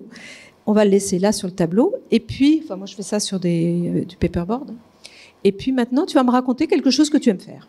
Alors, il raconte quand il joue au foot, il raconte quand elle dessine. Voilà, l'enfant raconte quelque chose qu'il aime vraiment. Et là, c'est très facile de le mettre un petit peu en état hypnotique parce qu'au fond, il y est déjà. Quand on est dans son monde et qu'on raconte des choses qu'on aime, on est déjà ailleurs. Et de ressentir le bien que ça lui fait. Donc on fait comme un sas, comme ça. Et puis une fois qu'il a baigné dans quelque chose qu'il aime, où il se sent heureux, épanoui, content, on se retourne et puis je lui dis, tiens, tu te souviens tout à l'heure, tu avais dessiné ça. Comment tu as envie de le changer maintenant? Et vous verrez qu'à chaque fois, il le change. Parce qu'ils sont passés par un état, c'est comme une désactivation au PNL, ils sont passés par un état séparateur. Le fait d'être passé dans quelque chose de très agréable fait que déjà le fait de revoir cette espèce de truc horrible, ça donne envie de le changer. Ça, c'est une petite fille de 8 ans dont le papa était décédé 3-4 ans auparavant et qui avait été suivie par une psychologue à l'époque. Et qui là recommence à avoir des crises de colère après sa sœur, des angoisses, des cauchemars, elle recommence à être très mal. Et elle me dit, je vois un monstre le soir quand je veux dormir. Donc je lui demande de me dessiner ce monstre. Et en fait, là, vous avez deux versions. Le premier monstre, c'était en noir. C'était tout ce qui était noir, les yeux noirs comme ça, les bras noirs. Là, il y avait des doigts avec des piquants. C'était des piquants. Et puis, il y avait cette espèce de truc qui roulait, là, de ressort, qui faisait que quand il avançait dans le cauchemar, ça faisait du bruit. Donc, elle me raconte ça. Pareil, je lui demande de me raconter quelque chose qu'elle aime faire. On parle de choses agréables, etc. Puis je dis, bah tiens, au fait, tu te souviens, celui-là? Ah oui, non, je lui demande quelque chose qu'elle aime faire. Et ce qu'elle aimait faire, c'était de la poterie. Donc, ça tombait bien. Et elle me raconte qu'elle a fait de la poterie il n'y a pas longtemps. Elle a fait un pot, une espèce de vase, très, très joli, rond, avec telle et telle couleur. Il y avait du vert, il y avait du rouge, pour sa maman. Et donc, elle raconte ça, tout simplement. Et ensuite, je lui ai dit, écoute, tu te souviens ce que tu as dit tout à l'heure, comment t'aimerais le changer, celui-là? Et elle me dit, oh oui, il est moche. Alors, elle lui fait un chapeau rouge, elle lui fait des gants, des espèces de moufles, et puis elle met du rouge un peu partout et le visage en vert. Elle me dit, comme ça, il est un peu moins moche. En fait, vous voyez, au départ, elle l'avait même déchiré. Et c'est moi qui l'ai recollé après, parce que je me suis dit, ça peut servir. Parce qu'elle va peut-être avoir l'idée de le modifier. Effectivement, donc elle l'a modifié. Et après, elle me dit, bah écoute, non, moi, il me plaît pas du tout celui-là. J'ai pas envie qu'il vienne m'embêter. Va-t'en, ça suffit maintenant. Alors elle me dit, je vais t'en dessiner un autre parce que ça y est, je le vois plus comme ça. J'aime pas, il est moche. Je suis d'accord. Alors elle me dessine ça. La sirène. Elle me dit, moi, je préfère ça. Moi, si elle vient me voir la nuit avant de m'endormir, je suis d'accord. Je suis d'accord. Et je dis, tu te sens comment? Et elle me répond, je me sens comme la reine des Indiennes. Et elle dessine ça. Et voilà les trois, enfin les quatre en fait. Hein. Et ce qui est quand même étonnant, c'est que, bon, c'était au tout début aussi, hein, donc on a juste fait une séance là-dessus, et elle revient la semaine d'après, et je lui demande comment ça va. La maman me dit, écoutez, j'ai eu l'impression que le sommeil était un peu plus paisible.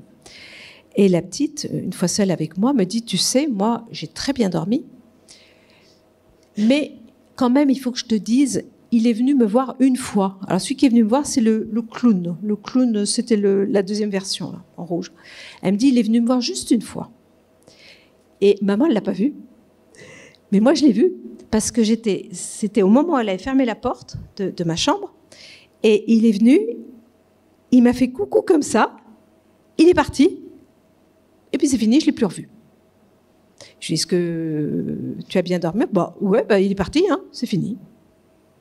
Quand je vous dis que j'ai appris par eux, c'est vraiment ça, parce que j'étais moi-même sidérée hein, que ça marche aussi vite. Et le plus étonnant, c'est que la maman me dit, écoutez, ah oui, j'ai oublié de vous dire aussi, on venait parce qu'elle a de l'énurésie, mais depuis 8 jours, elle a pu faire pipi au lit. Je lui dis, bon, bah, tout va bien, on s'est arrêté là. Mais elle savait que s'il y avait d'autres soucis pour l'énurésie, elle pouvait revenir, mais ça n'est même pas revenu. Donc parfois, les personnes viennent pour une difficulté, et puis c'est génératif. Là, c'était pareil, c'était un petit garçon qui avait très, très, très mal au ventre quand il dormait chez maman. Donc, il fallait aller aux urgences. Et là, aux urgences, papa venait, une fois par semaine. Et puis, la semaine d'après, quand il était chez papa, il avait très, très, très mal au ventre. Donc, il allait aux urgences et la maman venait. Donc, il avait trouvé ça. Pas exprès, hein, bien sûr. Donc, on a travaillé là-dessus. Et vous avez le mal de ventre qui était... il l'appelait sucette, ça va. Il me disait, ça me tire comme ça me fait un rond, et puis ça tire, ça me fait mal. Et à la fin de la séance, je lui dis, tu peux me le redessiner? Il m'a redessiné ça. On a travaillé, bien entendu, ensuite, sur la séparation des parents, sur le fait que les parents devaient lui expliquer que c'était définitif, puisque c'était le cas, etc., etc. Hein, là, je ne vous dis pas qu'on a tout réglé. C'est juste la transformation de la perception. Donc, à partir de là, tout le reste suit. Parce qu'on sait sur quoi on va travailler. Voilà. Ça, c'est le dernier, j'en parle dans le livre sur les enfants.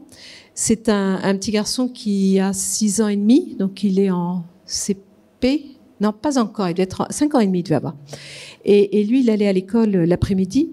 Et en fait, à chaque fois qu'il allait à l'école, l'après-midi, le matin, il n'y a pas de problème, mais l'après-midi, il pleurait, il ne voulait pas lâcher la main de sa maman.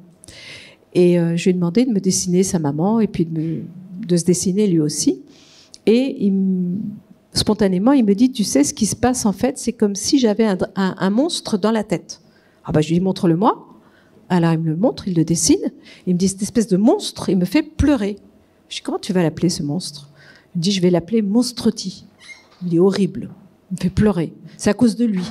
Je dis, qu'est-ce qui se passe encore? Il me dit, quand j'arrive à l'école, qui me fait pleurer, qui m'embête, je peux pas lâcher la main de maman. J'ai mes copains qui sont là, qui disent, allez, viens, on t'attend. Il y en a d'autres qui disent, oh, il pleure. Et puis, tout, ils se moquent de moi. Et puis, maman, elle pleure aussi. Il y a des fois où maman, elle pleure. La maîtresse se fâche, elle vient, elle me prend par la main. Et puis, du coup, j'ai pas de temps pour jouer avec mes copains. Je dis, vraiment, il t'embête, hein, Monstreti. Hein, c'est adhérer. Hein. Et qu'est-ce qui te fait faire? Donc, tout ça. Et toi, t'es d'accord avec ce qui te fait faire, Monstreti? Tous ces ennuis-là? T'es d'accord avec ça? Il dit, non, moi, j'ai pas envie, moi. Mais il m'embête, Monstreti. Je dis, dis-lui. Donc, heureusement, la salle d'attente n'est pas tout près, parce que sinon, les parents entendraient parfois les enfants hurler. Ouais, Monstreti, ça suffit, va-t'en, laisse-moi tranquille, je veux pas de toi. Et puis, si je leur demande toujours l'âge, hein, c'est comme pour le âge du héros, on va en parler après, Monstreti, il a quel âge, à ton avis? Alors, ils savent pas. J'ai dit, mais il vient depuis combien de temps? Il me dit, depuis la rentrée. La rentrée, ça faisait quand même 5-6 mois. Hein. J'ai dit, donc lui, il a 6 mois. J'ai dit, toi, t'as quel âge? 5 ans et demi. Je dis, c'est qui le plus grand? Il me dit, c'est moi. Je dis, donc toi, t'as 5 ans et demi, lui, il a 6 mois. T'as déjà vu 6 mois? Oui, mon petit frère, il a 6 mois. Oui, parce qu'il faut vous dire qu'évidemment, la maman rentrait après l'avoir déposé à l'école, mais elle gardait le bébé, évidemment, à la maison. 6 mois, c'est tout petit. Il me fait, bon, ok, très bien. Donc, c'est toi le plus grand. Et puis, il me dit, écoute, tu sais, moi, il m'embête. Hein, il est peut-être petit, mais il m'embête. Alors, moi, je vais lui faire une blague à Monstreti. Je dis, ah bon? Il me dit, ouais, regarde, je vais faire ça. C'est-à-dire, moi, je me dessine, là, je le dessine, pardon, et moi, je me mets dans sa tête. Il s'est mis dans ma tête, je me mets dans sa tête. Et ben voilà. Et puis, t'as vu maintenant, regarde, toutes les larmes, encore plus que pour moi. Et ben voilà, Monstreti, c'est comme ça. T'es tout content. Donc, voilà le dessin global. Le début, sa solution. Et puis, je lui dis, comment tu te sens maintenant? Hein, parce que, comme je vous disais, j'aime bien qu'ils se dessinent à la fin de la séance quand il y a quelque chose d'important qui s'est passé, s'ils ont envie, bien sûr. Et donc, Baptiste se dessine là. Il me dit, maintenant, je fais 15 mètres. Ah ouais, quand même. Et je lui dis, c'est quoi le petit truc là? Il me dit, c'est Monstreti. Il me dit, tu sais, ils sont géniaux, hein. Tu sais, il faut quand même qu'il reste un petit peu là, même petit, parce qu'il ne faut pas que j'oublie d'être courageux quand même. Donc de temps en temps, si je ne suis pas courageux, il va venir, il va me le rappeler. Hein, attention positive. OK? Alors maintenant, je vais vous parler d'une autre forme d'externalisation qui est le voyage du héros avec les enfants ou avec les adolescents. Alors, c'est un travail que vous connaissez certainement. Hein. Moi, j'avais suivi aussi la formation de Robert Dilts et de Stephen Gilligan sur le voyage du héros. J'avais trouvé très, très intéressante, mais que j'ai eu un petit peu de mal à mettre en pratique. Et puis, surtout avec les enfants, ça me semblait compliqué. Donc, à une époque, avec Marie-Christine, on avait pris une semaine pour trouver une nouvelle version, quelque chose qui serait un petit peu différent pour le voyage du héros. Donc, on a fait comme un autre protocole complémentaire. Plus on a d'options, mieux c'est. Mais surtout, moi, au fil des années, je l'ai adapté aussi aux enfants et transformé. L'idée du voyage du héros, c'est un exercice qui est absolument passionnant, qui permet de travailler, je dirais, pratiquement sur tout. C'est-à-dire qu'à partir du moment où la personne, ou l'enfant, ou l'adolescent a une difficulté, la difficulté, on va l'appeler un dragon. Donc ça veut dire que vous allez utiliser cet exercice aussi bien pour des peurs, bien sûr, que pour essentiellement pour des peurs quand même. Beaucoup pour des peurs et puis beaucoup pour des... Parce que tout est relié à des peurs finalement. Par exemple pour des colères, des enfants qui font beaucoup de colère, en fait le voyage du héros, c'est la colère. Les enfants qui sont timides, le dragon, pardon, pas le voyage du héros, le dragon, c'est la colère. Le dragon, c'est la timidité. Le dragon, c'est tout ce qui nous empêche de réussir ce qu'on voudrait. Si les personnes viennent, si les enfants viennent, c'est qu'il y a une difficulté. La difficulté, c'est le dragon. D'accord? Alors, si l'enfant vient vous voir en disant « Ouais, mon dragon, c'est ma sœur parce qu'elle est méchante avec moi et elle me tape tout le temps. Le dragon, c'est ma sœur. » Ça marche pas. Hein? Et à ce moment-là, c'est « D'accord, ta sœur te tape tout le temps. Et toi, qu'est-ce que tu fais ?» Eh bien, moi, je m'énerve. Ah, et qu'est-ce que tu en penses de ça? C'est de sa faute à elle. D'accord. Et toi, tu fais quoi déjà?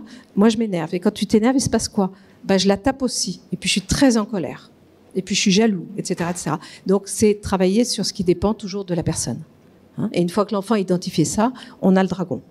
Après, l'idée, c'est que quand il y a une difficulté, vous verrez, par exemple avec les adultes, si je fais un parallèle, parce que je l'utilise aussi presque quotidiennement avec les adultes ou avec les enfants, peu importe. Avec les adultes, ça va être la culpabilité, la peur de ne pas être à la hauteur, la peur de l'échec. Ça va être toutes ces choses-là qu'on retrouvera aussi chez les adolescents. Chez les enfants, ça va être plus des colères et puis des peurs. Et l'idée, c'est de dire que chaque fois qu'il y a cette situation, par exemple, on va prendre un enfant qui fait des colères, comment tu réagis ? Par exemple, les autres se moquent de moi, et ben là, je me fâche. Comment tu réagis ? Il y a plusieurs manières de réagir. Donc, on leur explique. Il y a, par exemple, l'innocent. L'innocent, c'est celui qui est heureux, qui est insouciant. Je suppose que tu réagis pas comme ça. Bah non. D'ailleurs, l'innocent, il ne sait même pas que le dragon existe. C'est une manière de travailler sur des archétypes. Pour les enfants, on leur dit que c'est pour travailler sur différentes parties de soi. Mais il y a des moments où tu peux être heureux, joyeux. Bah oui, bien sûr, mais pas à ce moment-là. Après, il y a l'orphelin. L'orphelin, celui qui se sent triste, abandonné.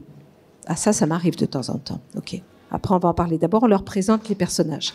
D'accord ? L'orphelin, le justicier ou le super-héros. Alors après, j'ai un petit peu adapté la terminologie, je dirais, aux enfants. Vous avez le martyr pour les adultes. Pour un enfant, vous dites « montre-moi le martyr » parce qu'après, je leur demande des photos, ils ne vont pas savoir. Puis c'est pas leur monde. Le justicier, c'est celui qui a un idéal, qui défend les autres. Est-ce qu'il y a des moments où tu te sens comme quelqu'un qui est là pour défendre les autres ? Par exemple, il y a des problèmes dans la cour ou tu as un ami qui a un souci, est-ce que toi, tu l'aides ? Ah bah oui. Donc ça, c'est ton côté justicier. On va l'appeler comme ça, ou super-héros. Ils choisissent le mot qu'ils veulent. Le vagabond ou le voyageur, j'appelle plus le voyageur avec les enfants, c'est celui qui sait très bien qu'il y a un problème, mais il fait comme s'il n'existait pas le problème. C'est-à-dire que, par exemple, si le dragon, c'est la colère, on lui explique, tu vois, le voyageur, lui, il va dire « Oh, la colère, elle arrive. Non, pas aujourd'hui. Non, j'ai pas envie. Pas aujourd'hui. » Et donc, il s'en va, il se promène, il fait ce qu'il veut. Et en attendant, il essaye de régler ça comme ça avec le dragon en partant. Donc après, on verra les avantages et les inconvénients de chacun, bien sûr. Est-ce qu'il y a des fois où il y a des choses qui se passent et tu fais comme si ça n'existait pas ? Ah bah oui, quand maman me dit d'aller à la douche, là, j'entends rien du tout. Bah voilà, tu fais le voyageur. D'accord ? C'est déjà au départ qu'il identifie toutes ces parties à l'intérieur de lui. Le guerrier, c'est celui qui veut gagner, qui a un combat, il veut attaquer le dragon, il veut... Ah ouais, mais ça, c'est ce que je fais quand ma sœur, elle m'embête. Ok. Et le sage ou le magicien, c'est celui qui n'a absolument pas peur du dragon. Il sait même pourquoi le dragon est venu, pour quelle raison il est venu, et il transforme le dragon. Et ça, je leur dis, tu sais, c'est comme toi. Je suis sûre qu'il y a des moments où tu sens qu'il faut faire les choses comme ça, ou que c'est bien comme ça, et tu n'as même pas besoin de réfléchir, et ça se passe exactement comme tu veux, et ça se passe bien, parce que, ah ouais, ça je connais. Ok. Donc on fait identifier ça. Ensuite, je demande à l'enfant, donc ce voyage du héros, c'est pour travailler sur les peurs et sur les comportements liés aux peurs. Ou aux états internes, comme la colère, ou des choses comme ça. Donc je fais choisir des photos. Des photos de dragons. Donc l'enfant choisit une photo qui représente son dragon, c'est-à-dire celui qu'il aimerait le moins rencontrer, bien entendu. Celui qu'il déteste le plus horrible. Alors je fais attention avec les petits de ne pas leur en donner qu'ils fassent trop peur, je ne veux pas qu'après ils fassent des cauchemars. Donc j'adapte vraiment selon l'âge. Donc je leur en propose, j'ai une petite table comme ça, je leur en mets 10, 12, 15, et ils choisissent le dragon qui est celui de la colère, par exemple. Ensuite, ils choisissent des photos d'innocents. Donc je vous en ai mis quelques-unes. Donc ça, c'est plus, je dirais, pour les enfants, et puis là, c'est un peu plus ado. Ou adulte, parce qu'il y a aussi beaucoup de photos comme ça qui peuvent servir pour les adultes. Donc l'innocent, c'est celui qui est heureux, qui est insouciant, qui ne sait même pas que le dragon existe. Donc ils choisissent ça.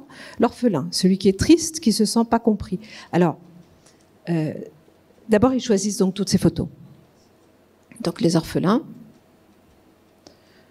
Ensuite, il y a des justiciers, des super-héros. Donc c'est celui qui aime les choses justes et qui défend les autres, et qui défend ses idées jusqu'au bout. Avec les adolescents, le voyage du héros, vous pouvez vraiment le faire, ça marche très très bien. Prenez des photos plus adaptées si vous voulez. Le voyageur, c'est celui qui ne veut pas savoir qu'il y a le problème, il veut s'en aller, il veut pas... Et c'est sa manière à lui de prendre de la distance pour après revenir quand même. Parce qu'après, il va revenir, il va retrouver le dragon. S'il retrouve le dragon, il repart. Mais peut-être qu'au bout d'un moment, le dragon, il en aura marre, parce que quand on n'est pas là à lutter contre lui, le dragon, au bout d'un moment, il s'en va aussi. Hein, donc ça, c'est aussi une stratégie intéressante, notamment par rapport à la colère. Voilà, d'autres voyageurs, vagabonds, c'est pareil. Et puis des guerriers, pareil, vous adaptez d'autres guerriers. Donc l'enfant choisit des photos qui représentent ces différents personnages. Le choix des photos est très intéressant. Et la manière de choisir les photos aussi. Hein, vous avez des enfants qui vont d'abord enlever celles qu'ils n'aiment pas, d'autres qui vont vouloir tout garder, d'autres qui... Voilà, même ça, c'est intéressant. Et puis à la fin, donc, ils gardent une photo de chaque. Alors ensuite... Ah, le magicien, pardon, j'ai oublié, les magiciens. Mais voilà. Alors, il y en a plein d'autres, hein, photos, mais ça vous donne une idée. Alors ensuite, je procède actuellement de cette manière-là. En fait, j'ai plusieurs manières de travailler le voyage du héros avec les enfants. C'est la plus récente, donc c'est celle-là que je vous propose. Donc l'enfant choisit ses différentes photos. Il met le dragon, par exemple, là au milieu, et les autres là. Ça marche aussi pour les adultes, hein, de le faire comme ça. Donc il choisit un innocent. Maintenant, on pose des questions. Alors l'innocent, c'est celui, on lui donne la définition, qui est heureux, insouciant et qui ne sait même pas que le dragon existe. Qu'est-ce qui est bien et qu'est-ce qui n'est pas bien? Hein, on a besoin de tout pour comprendre, savoir comment il se représente cette partie de lui. Alors l'enfant va vous dire, ce qui est bien, c'est qu'il est content, il profite de tout, il a des copains, et puis il va commencer à vous parler de lui. D'accord? Et s'il ne le fait pas, de toute façon, vous allez lui dire, et toi, quand est-ce que tu es comme ça? Donc c'est aussi une manière de l'aider à parler de lui. Si vous avez un enfant qui ne parle pas beaucoup, ou un adolescent qui ne parle pas beaucoup, ça marche très bien, parce qu'il a l'impression de parler de l'archétype, et en fait, il parle de lui, beaucoup plus facilement. Donc voilà, donc elle, l'avantage, c'est qu'elle est contente, elle est joyeuse, donc elle ne sait même pas qu'il existe, le dragon. Bon, très bien. Et ensuite, l'enfant, je demande aussi quelle est sa relation avec le dragon. En clair, avec les enfants, qui gagne? Est-ce qu'il y en a un qui gagne par rapport à l'autre? Et parfois, il y en a qui gagnent clairement. Bah oui, elle gagne, par exemple, parce qu'elle est tellement contente qu'elle voit passer un truc dans le ciel, elle se dit, tiens, c'est un dragon. Je ne sais même pas d'ailleurs que ça s'appelle comme ça. Donc elle gagne. S'il y en a un qui gagne, je lui dis, tu me le mets à un endroit, en général, le mettre là à gauche, celui qui gagne. Si il perd, tu mets de l'autre côté, très simple. Et si c'est moyen, ça dépend. À ce moment-là, tu le mets au milieu. D'accord? Donc voilà. Et puis on fait ça pour tous les archétypes. Alors évidemment, on ne va pas demander quel est l'avantage d'être un orphelin. On va lui demander plutôt qu'est-ce qui est le pire quand on est seul, triste, abandonné. Qu'est-ce qui est le pire? Donc l'enfant va vous dire aussi quand ça lui arrive. Et comment fais-tu, toi, dans ces moments-là, pour en sortir? Donc on travaille aussi sur les stratégies inconscientes. Ça permet à l'enfant de se connaître beaucoup mieux après, de se rendre compte qu'il fait des choses. D'accord? Donc voilà. Et puis après, quelle est la relation avec le dragon? Et puis pour les autres, c'est comme pour l'innocent. C'est quoi les avantages? C'est quoi les inconvénients? Quand est-ce que tu es comme ça? Est-ce que tu trouves ça bien? Qu'est-ce qui pourrait lui arriver d'embêtant? On fait toujours le positif et le négatif. Parce que l'enfant parle de lui. Si vous dites par exemple, moi je suis souvent comme ça, je suis le justicier, moi j'aide tout le temps les autres, pas l'énéagramme, ce serait quoi, un type 2 moi je suis toujours là pour les autres, je suis toujours là à les aider, et puis vous savez, mon copain, il lui arrive telle chose, oui mais toi, moi je sais pas, mais lui, voilà. On sait que l'inconvénient du justicier, il y a 9 chances sur 10 pour que l'enfant nous dise, le problème du justicier, c'est qu'il pense beaucoup aux autres, mais de temps en temps, il pense pas à lui. Donc, en le formulant comme ça, il peut se rendre compte de ce que ça pourrait lui apporter à lui de changer ça. Donc, c'est vraiment un outil de développement personnel, de connaissance de soi extrêmement riche, y compris pour les enfants. Les adolescents aussi, parce qu'ils vous voient arriver avec des photos et puis ils rigolent un petit peu. Donc, en général, je leur dis, écoute, moi j'ai un exercice, là, je te propose de faire. Alors, en général, je le fais avec les adultes, avec des photos, mais avec des adultes. Mais bon, je pense que tu peux le faire. Parce que sinon, ils vont refuser. et c'est la vérité. C'est la vérité. Mais je pense que voilà, si on veut les amener à accepter ça, avec des photos un peu différentes, bien sûr, c'est important qu'ils se rendent compte que c'est pas un amusement et c'est pas pour les bébés. Après, les questions seront exactement les mêmes. Ce qui veut dire qu'une fois qu'on a fait tout ça, on arrive à quelque chose qui ressemble à cela. Par exemple, le dragon qui est là, toujours, et tout cela, ce sont les gagnants. Mais on ne veut que des gagnants. Il faut trouver des stratégies pour tout le monde. Donc, à partir de là, ceux-là ont gagné, on va voir ceux qui ont perdu. Donc, par exemple, l'orphelin a perdu parce que quand le dragon de la colère vient, elle est triste à chaque fois. Il n'y a rien qui l'aide. Ok ?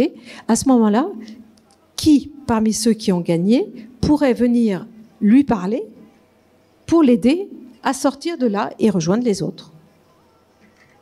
Vous me suivez? Donc, par exemple, l'enfant, alors il peut y en avoir plusieurs. Hein. Parfois il y en a un, parfois il y en a deux, parfois il y en a trois, peu importe, c'est l'enfant qui sait ou l'adolescent. Il va vous dire, celle qui est triste, par exemple, lui Zoro, il vient et puis il lui dit, écoute, maintenant ça suffit, moi je sais sauver les autres, toi il faut que tu apprennes à te sauver aussi, et puis c'est pas parce que quelqu'un se moque de toi qu'il faut être en colère, regarde, moi je suis à cheval, je pars vite, et puis viens avec moi. Donc l'enfant ou l'adolescent va faire parler la photo pour encourager l'archétype qui était en difficulté et lui donner des ressources. Ou souviens-toi, la dernière fois, tu as réussi à faire telle chose, moi j'étais déjà là avec toi, hein, tu es capable maintenant, tu sais, tu es fier. Oublie pas, toi tu es fier, alors si tu es fier, tu dois réussir. Moi je viens t'aider, on sera deux, tu verras. Et puis pareil, par exemple, l'innocent va venir en lui disant, allez viens, on va s'amuser ensemble, tu sais, il faut pas que tu penses aux choses tristes, il y a plein de choses qui sont bien aussi, et puis voilà, etc. etc. Et ta sœur, oui, d'accord, tu te fâches avec elle, mais souviens-toi, l'autre jour, elle t'a fait un cadeau, et elle n'était pas obligée, et elle est super gentille. Voilà. Donc l'enfant, il arrange son monde, lui-même. Et ensuite, il peut effectivement déplacer la photo, c'est l'objectif. Et par exemple, le guerrier, oui, le guerrier, quand je suis en colère, je suis le guerrier. Qui va venir lui parler? Le sage. Tu sais, dans la vie, il y a des choses qui passent. Alors, il y a des fois où on est énervé, puis il y a des fois où ça va bien. Puis moi, je vais t'expliquer, si tu es calme, ça sera mieux. Comme ça, tu pourras dire ce que tu penses, etc., etc. Donc l'enfant trouve, là aussi, ou l'adolescent, les ressources dont il a besoin pour sortir de ses états quand il s'enferme dedans. Voilà. Et à la fin, on a le dragon là-bas, toujours. Et puis, tous ceux qui ont gagné, qui sont ensemble. Et pour terminer, comme j'aime bien que ça bouge pour les enfants, je leur dis toujours, écoute, maintenant, avec les adultes, on le fait aussi, on le fait en formation, tu vas mettre les photos par terre où tu veux dans la pièce. Et l'enfant se lève. Moi, je crois que si les enfants aiment beaucoup venir en PNL, c'est aussi parce que ça bouge. Et ils vont poser les photos où ils veulent. C'est aussi intéressant de voir comment ils vont les disposer, avec le dragon aussi. Et ils vont se mettre devant chaque photo d'archétype, par exemple si je suis l'innocent, là, pour parler au dragon et exprimer son propre besoin, ce dont il a envie. Par exemple, moi, tu sais, je suis l'innocent, j'ai compris que tu venais parce que tu voulais que je puisse dire les choses, mais bon, avec de la colère, ça arrange rien. Moi, ce que je veux, c'est être heureux. Voilà, il donne un message au dragon, il s'adresse au dragon. Ce sont des ancrages, hein, bien sûr, ce sont des ancrages. Ensuite, l'orphelin, écoute, moi j'étais triste avant, mais maintenant j'ai le justicier et l'innocent avec moi, je me sens beaucoup plus fort, alors maintenant tu peux t'en aller, ça suffit, j'ai plus envie. Voilà, il y a des moments où ça sort vraiment comme ça aussi, hein, et là on laisse faire, et tout est bien. Et en dernier, je demande à l'enfant ou à l'adolescent d'aller voir le dragon pour savoir comment se sent le dragon. Il faut faire les choses jusqu'au bout. Et donc, l'enfant va voir le dragon et il parle comme s'il était le dragon. C'est une partie de lui aussi, hein, qui en faisait trop, mais il y avait un besoin, hein, ce dont on parlait tout à l'heure, dont parlait Laurent Gounel. Le besoin, c'était d'être entendu, c'était qu'on sache que je suis là, c'était d'apprendre à dire les choses calmement, mais bon, ça sortait pas comme ça. Donc le dragon, il dit, ça va, j'ai compris, maintenant vous gérez. Bon, si vous avez besoin de moi de temps en temps, je peux venir, mais là, je vais me faire un peu plus petit. Hein, et puis, je vois que vous vous débrouillez bien, et puis que X se débrouille bien, donc c'est bon, je m'en vais. Ou je viendrai de temps en temps voir ce qui se passe. Hein, l'enfant dit ce qu'il veut. Et tout ce qu'il dit est juste, puisque c'est lui qui dit et c'est lui qui sait. D'accord ? Donc c'est un travail extrêmement intéressant. Moi, je le fais généralement avec les enfants sur une séance, très souvent. Avec les adolescents, ça peut être sur 2. Avec les adultes, ça peut être beaucoup plus. Donc maintenant, je vais vous montrer les exercices en état hypnotique. L'idée, c'est de vous donner un aperçu, hein, de ces différentes possibilités. Donc les exercices en état hypnotique, je vous en ai parlé un tout petit peu tout à l'heure, qui consiste à travailler sur les animaux. C'est-à-dire que l'enfant part dans un endroit magnifique et à un moment donné, il va voir arriver un animal. Hein, pour les mettre en état de conscience modifié, en état hypnotique, c'est extrêmement facile. Hein, parce qu'ils savent faire ça. Donc on leur raconte avant, je leur dis avant qu'on va faire un exercice où ils vont se promener, on va inventer une histoire ensemble. Donc par exemple celle-ci, et là vous avez donc les différentes possibilités de de dessin. Donc ça, c'était un enfant qui était très timide et il a imaginé toutes sortes d'animaux. Alors tous ceux qui sont mal faits, c'est parce que je fais pas bien, je recommence, etc. Et à la fin, il y avait un dinosaure qui arrivait et ils jouaient tous avec le dinosaure et le petit oiseau l'attrapait à la fin de l'histoire, parce que c'est un film qui se raconte. Hein. Et puis, il jouait avec les dinosaures. Il le prenait, il le mettait sur la tête du dinosaure jusqu'à la queue, il l'attrapait, il le remettait. Enfin, voilà. L'enfant invente tout ce qu'il veut. Il laisse venir un animal, 2 animaux, 3 animaux, 4 animaux. En général, ça suffit. À chaque fois qu'il voit un animal, il vous fait un petit signe. Et ça permet vraiment de savoir comment il se sent à l'intérieur de lui. Il y a des animaux qui se bagarrent. Il y en a qui sont copains. Il y en a qui ont peur. Voilà. Donc c'est très intéressant de le faire soit au tout début, quand vous avez un enfant qui ne parle pas beaucoup de ce qu'il ressent, soit en fin, quand on a déjà fait quelques séances, pour savoir comment il se sent et si tout est OK, si tout est bien à l'intérieur de lui. Hein. C'est un travail sur les différentes parties de soi. Après, il y a un autre exercice qui s'appelle la permission, qui consiste simplement à recevoir comme la permission, comme l'autorisation de réussir quelque chose de nouveau dans sa vie. Et là, ce petit garçon, il était toujours en train de se dévaloriser. Il a vu arriver une vieille dame qui lui a donné ce pouvoir magique. Je vous montre 2, 3 autres exemples. C'était une petite fille qui, tous les matins, au moment d'aller à l'école, avait mal au cœur. Et en fait, ce qui se passait, c'est que les parents se disputaient tous les matins pour savoir qui allait l'accompagner. Donc rien que de se lever le matin et de savoir qu'elle allait à l'école, déjà, elle était mal en point. Et elle a imaginé qu'elle recevait la médaille du courage pour dire à ses parents, j'aimerais bien que maintenant, on s'arrange autrement parce que, voilà, je voudrais aller à l'école tranquille. Et elle a imaginé ça et sa maman lui a donné un objet. Hein, l'enfant reçoit un objet symbolique qui était là une médaille qu'elle a appelée la médaille du courage. Très souvent, les enfants reçoivent des pierres. Alors moi, j'ai toute une petite collection de pierres, je sais pas, genre pierres de soin, je sais pas trop, de toutes les couleurs. Et souvent, quand ils ont fini l'exercice et qu'ils ont reçu une pierre, je leur dis, écoute, regarde, peut-être que celle que tu as vue dans ton histoire, celle qui est venue dans ton histoire, peut-être qu'elle est là, ou une autre. Ils trouvent toujours. Hein. Même si elle était rose et qu'ils en prennent une bleue, c'est celle-là. Voilà. Ça marche très très bien pour le pouce. J'ai eu beaucoup d'enfants qui venaient pour arrêter de sucer le pouce. Et 2 ans après, j'ai eu le petit frère qui est venu pour la tétine, en me disant, t'as réussi avec mon frère pour le pouce, moi je voudrais arrêter avec la tétine. Et donc on a fait cette histoire-là. Et donc où il reçoit donc cette permission de réussir ça, où dans l'histoire il invite qui il veut, il y a une grande fête après, enfin bon, il y a toute une petite histoire autour. Et ce qui était très mignon, c'est qu'à la fin de la séance, je le vois qui farfouille dans sa poche comme ça, je me dis, qu'est-ce qu'il fait? Et puis il me sort une tétine, il me fait, tiens, je te la donne, j'en ai plus besoin. Et je me suis dit, je vais la garder un petit moment, on verra. Terminé. Voilà. Alors, il y a encore une autre histoire, c'est le monstre au sous-sol. Donc, aller rencontrer ses peurs, c'est un classique.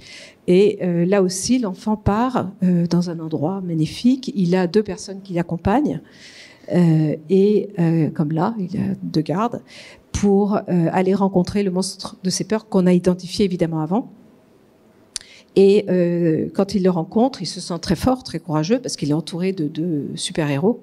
Il fait un cadeau au monstre. Hein. Il y a des enfants, ils me disent « Ouais, ça y est, je le vois, je peux le taper. » Je dis « Non, tu lui fais un cadeau maintenant. » Alors, mais ils n'ont jamais refusé de faire le cadeau, mais spontanément, c'est parce qu'il y reviendrait parfois en premier. Et puis, ensuite, le monstre leur fait un cadeau aussi, et leur donne un message. Il leur dit quelque chose. Et après, ils repartent, ils sortent de la maison. Vous voyez l'état de la maison. C'était des parents qui se disputaient beaucoup, qui se tapaient dessus. C'était très compliqué. Et l'enfant imagine la maison qu'il veut, bien sûr. Et puis, voilà. Et après, quand il repart, les 2 personnages lui délivrent chacun un message aussi pour l'aider, pour l'encourager. Et ils peuvent à tout moment retrouver ces personnages et leur poser des questions, leur demander de l'aide. Donc ça, c'est pareil pour une petite fille qui était très timide. Et à la fin du dessin, elle me dit « Oh là là là là, c'est compliqué quand même, parce que regarde, il y a une montagne, sous la montagne, il y a une caverne, sous la caverne, il y a une maison, dans la maison. » Donc voilà, et elle venait pour travailler sur sa timidité. Et elle recevait un grain de riz, et elle donnait je ne sais quoi. Ça, c'est la machine à changer, je vais passer rapidement. C'est une manière de travailler aussi en état hypnotique avec les enfants sur l'état présent et l'état désiré, tout simplement. C'est-à-dire qu'il rentre dans une machine, il imagine une machine, il rentre dans la machine et la machine lui permet d'aller dans le futur. hein, donc avec déjà les changements qu'ils souhaitent. Alors, il y a évidemment un écran, il y a un guidon, enfin un volant, et puis il y a des pédales, et puis il y a ce que j'appelle le testeur d'écologie. Ça les impressionne beaucoup. Je leur dis, c'est comme les feux. Tu as rouge, orange et vert. Donc, toi, tu vas tester des changements. Hein. Par exemple, tu veux arriver à être plus concentré en classe. Donc, tu t'installes dans la machine. Enfin, tout ça en état hypnotique. Hein. Donc, il va dans le futur. Il voit des changements, des choses qu'il pourrait faire. Hein, en imagination, évidemment. Et au moment où il me dit, ça y est, j'ai vu un changement, je dis maintenant, vérifie quelle couleur s'allume. Ça, c'est très important. Si c'est rouge, c'est que ça n'est pas bon, que c'est trop tôt, que ça n'est pas une bonne idée. Si c'est, comme mon frère me tape, le taper 2 fois plus fort, c'est sûr que ça va être rouge. Quand c'est orange, c'est que ça a besoin d'être un petit peu affiné. Quand c'est vert, c'est que c'est bon. Okay. Donc, c'est une manière métaphorique aussi de travailler le changement. Bon, elle voulait avoir des amis, c'était très compliqué. Elle arrivait sur un dauphin, après elle prenait un cheval, après elle arrivait dans la maison, il y avait un ascenseur, après... C'était compliqué. Mais bon, ça marche.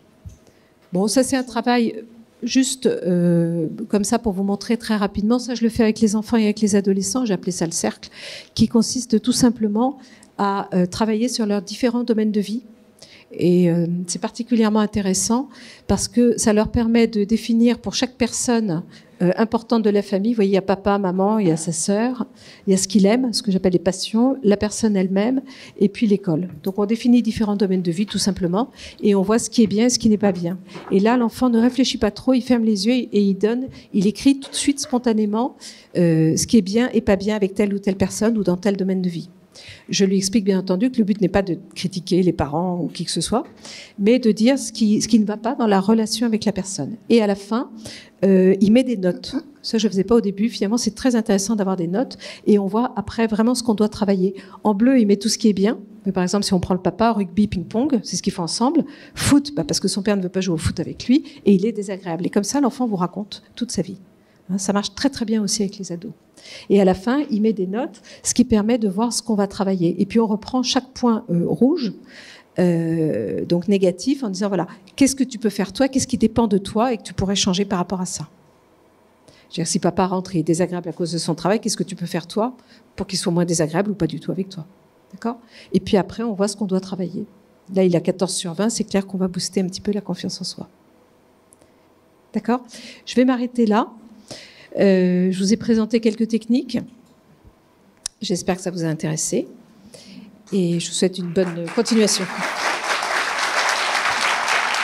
Sur les motifs, est-ce que vous avez des personnes qui viennent vous voir pour des enfants dyslexiques ou des TDAH? Parce que j'en ai de plus en plus. Et voilà, ma question, c'est est-ce qu'avec la PNL, on peut les accompagner sans effectivement soigner la totalité de la problématique? D'accord. Alors, j'ai eu parfois des enfants dyslexiques, mais ils ne venaient pas pour ça.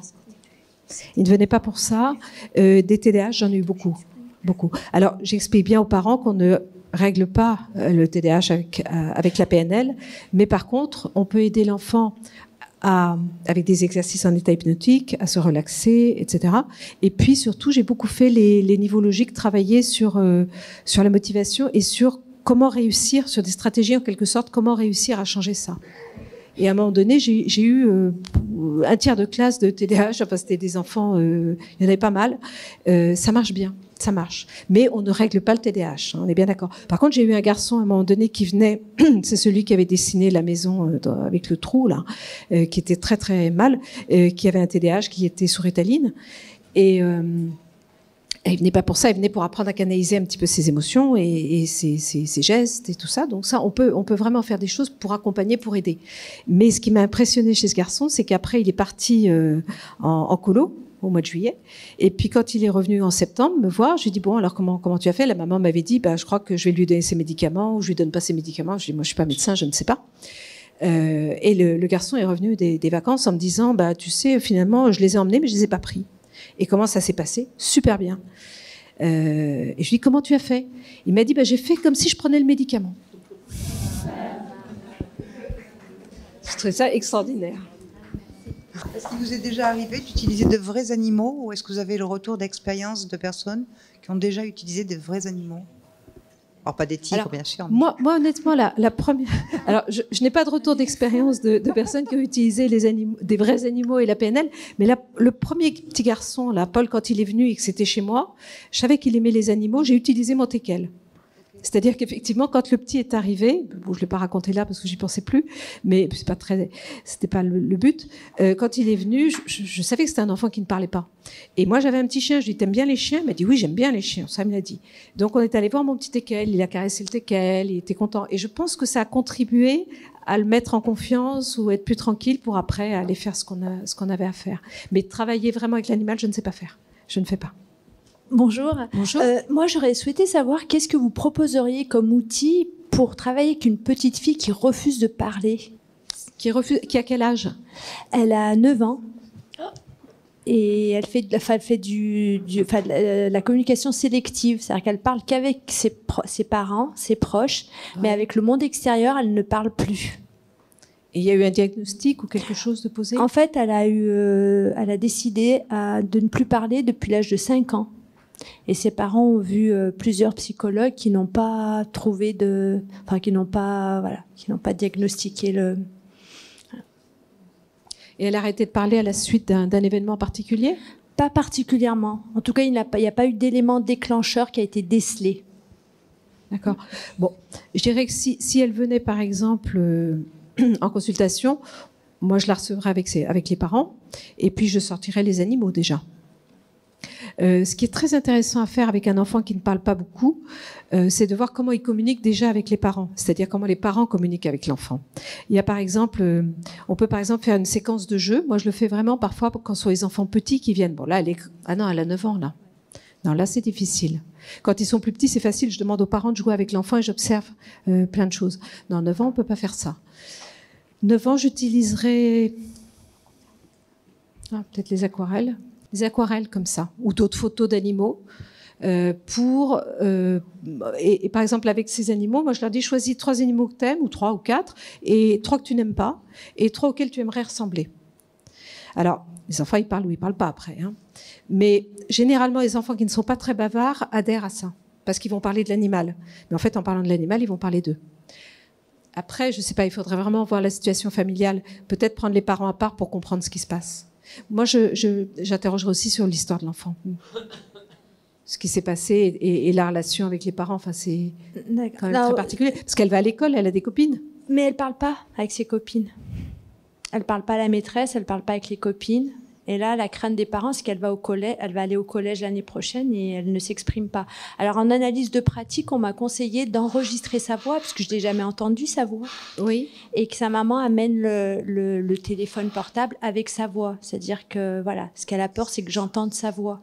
Et la petite, elle a envie de venir ou pas du tout? Ah oui. Elle a envie de venir? Elle vient avec plaisir. D'accord, donc ça, c'est déjà très positif. Oui. Mais peut-être qu'elle a envie de travailler sur autre chose que ça. Alors, moi, j'ai trouvé l'histoire de venir avec sa voix enregistrée peut-être un peu trop intrusive. Oui, c'est ça. Voilà. Peut-être. Voilà, du coup, j'ai pas adhéré à... C'est quand il y a un problème là, c'est intéressant de travailler autour, parce qu'on va faire bouger un petit peu le système. Ça peut être des exercices en état hypnotique où elle n'a pas besoin de parler. Oui. Parce qu'elle a envie de réussir ou pas? Ah oui. Elle le voyage du héros. Moi, je ferai le voyage du héros. C'est le dragon qui l'empêche de parler. Je ferai le voyage du héros. Hein, le dragon l'empêche de parler, par exemple. Ou des aquarelles comme ça, si elle accepte de dire quelque chose. Ou des exercices en état hypnotique où elle se donne la permission de faire comme elle veut, etc. etc. Je ferai pas mal d'hypnose, je pense aussi. Enfin, tester différentes choses comme ça. Merci. Merci à vous. Merci Valérie.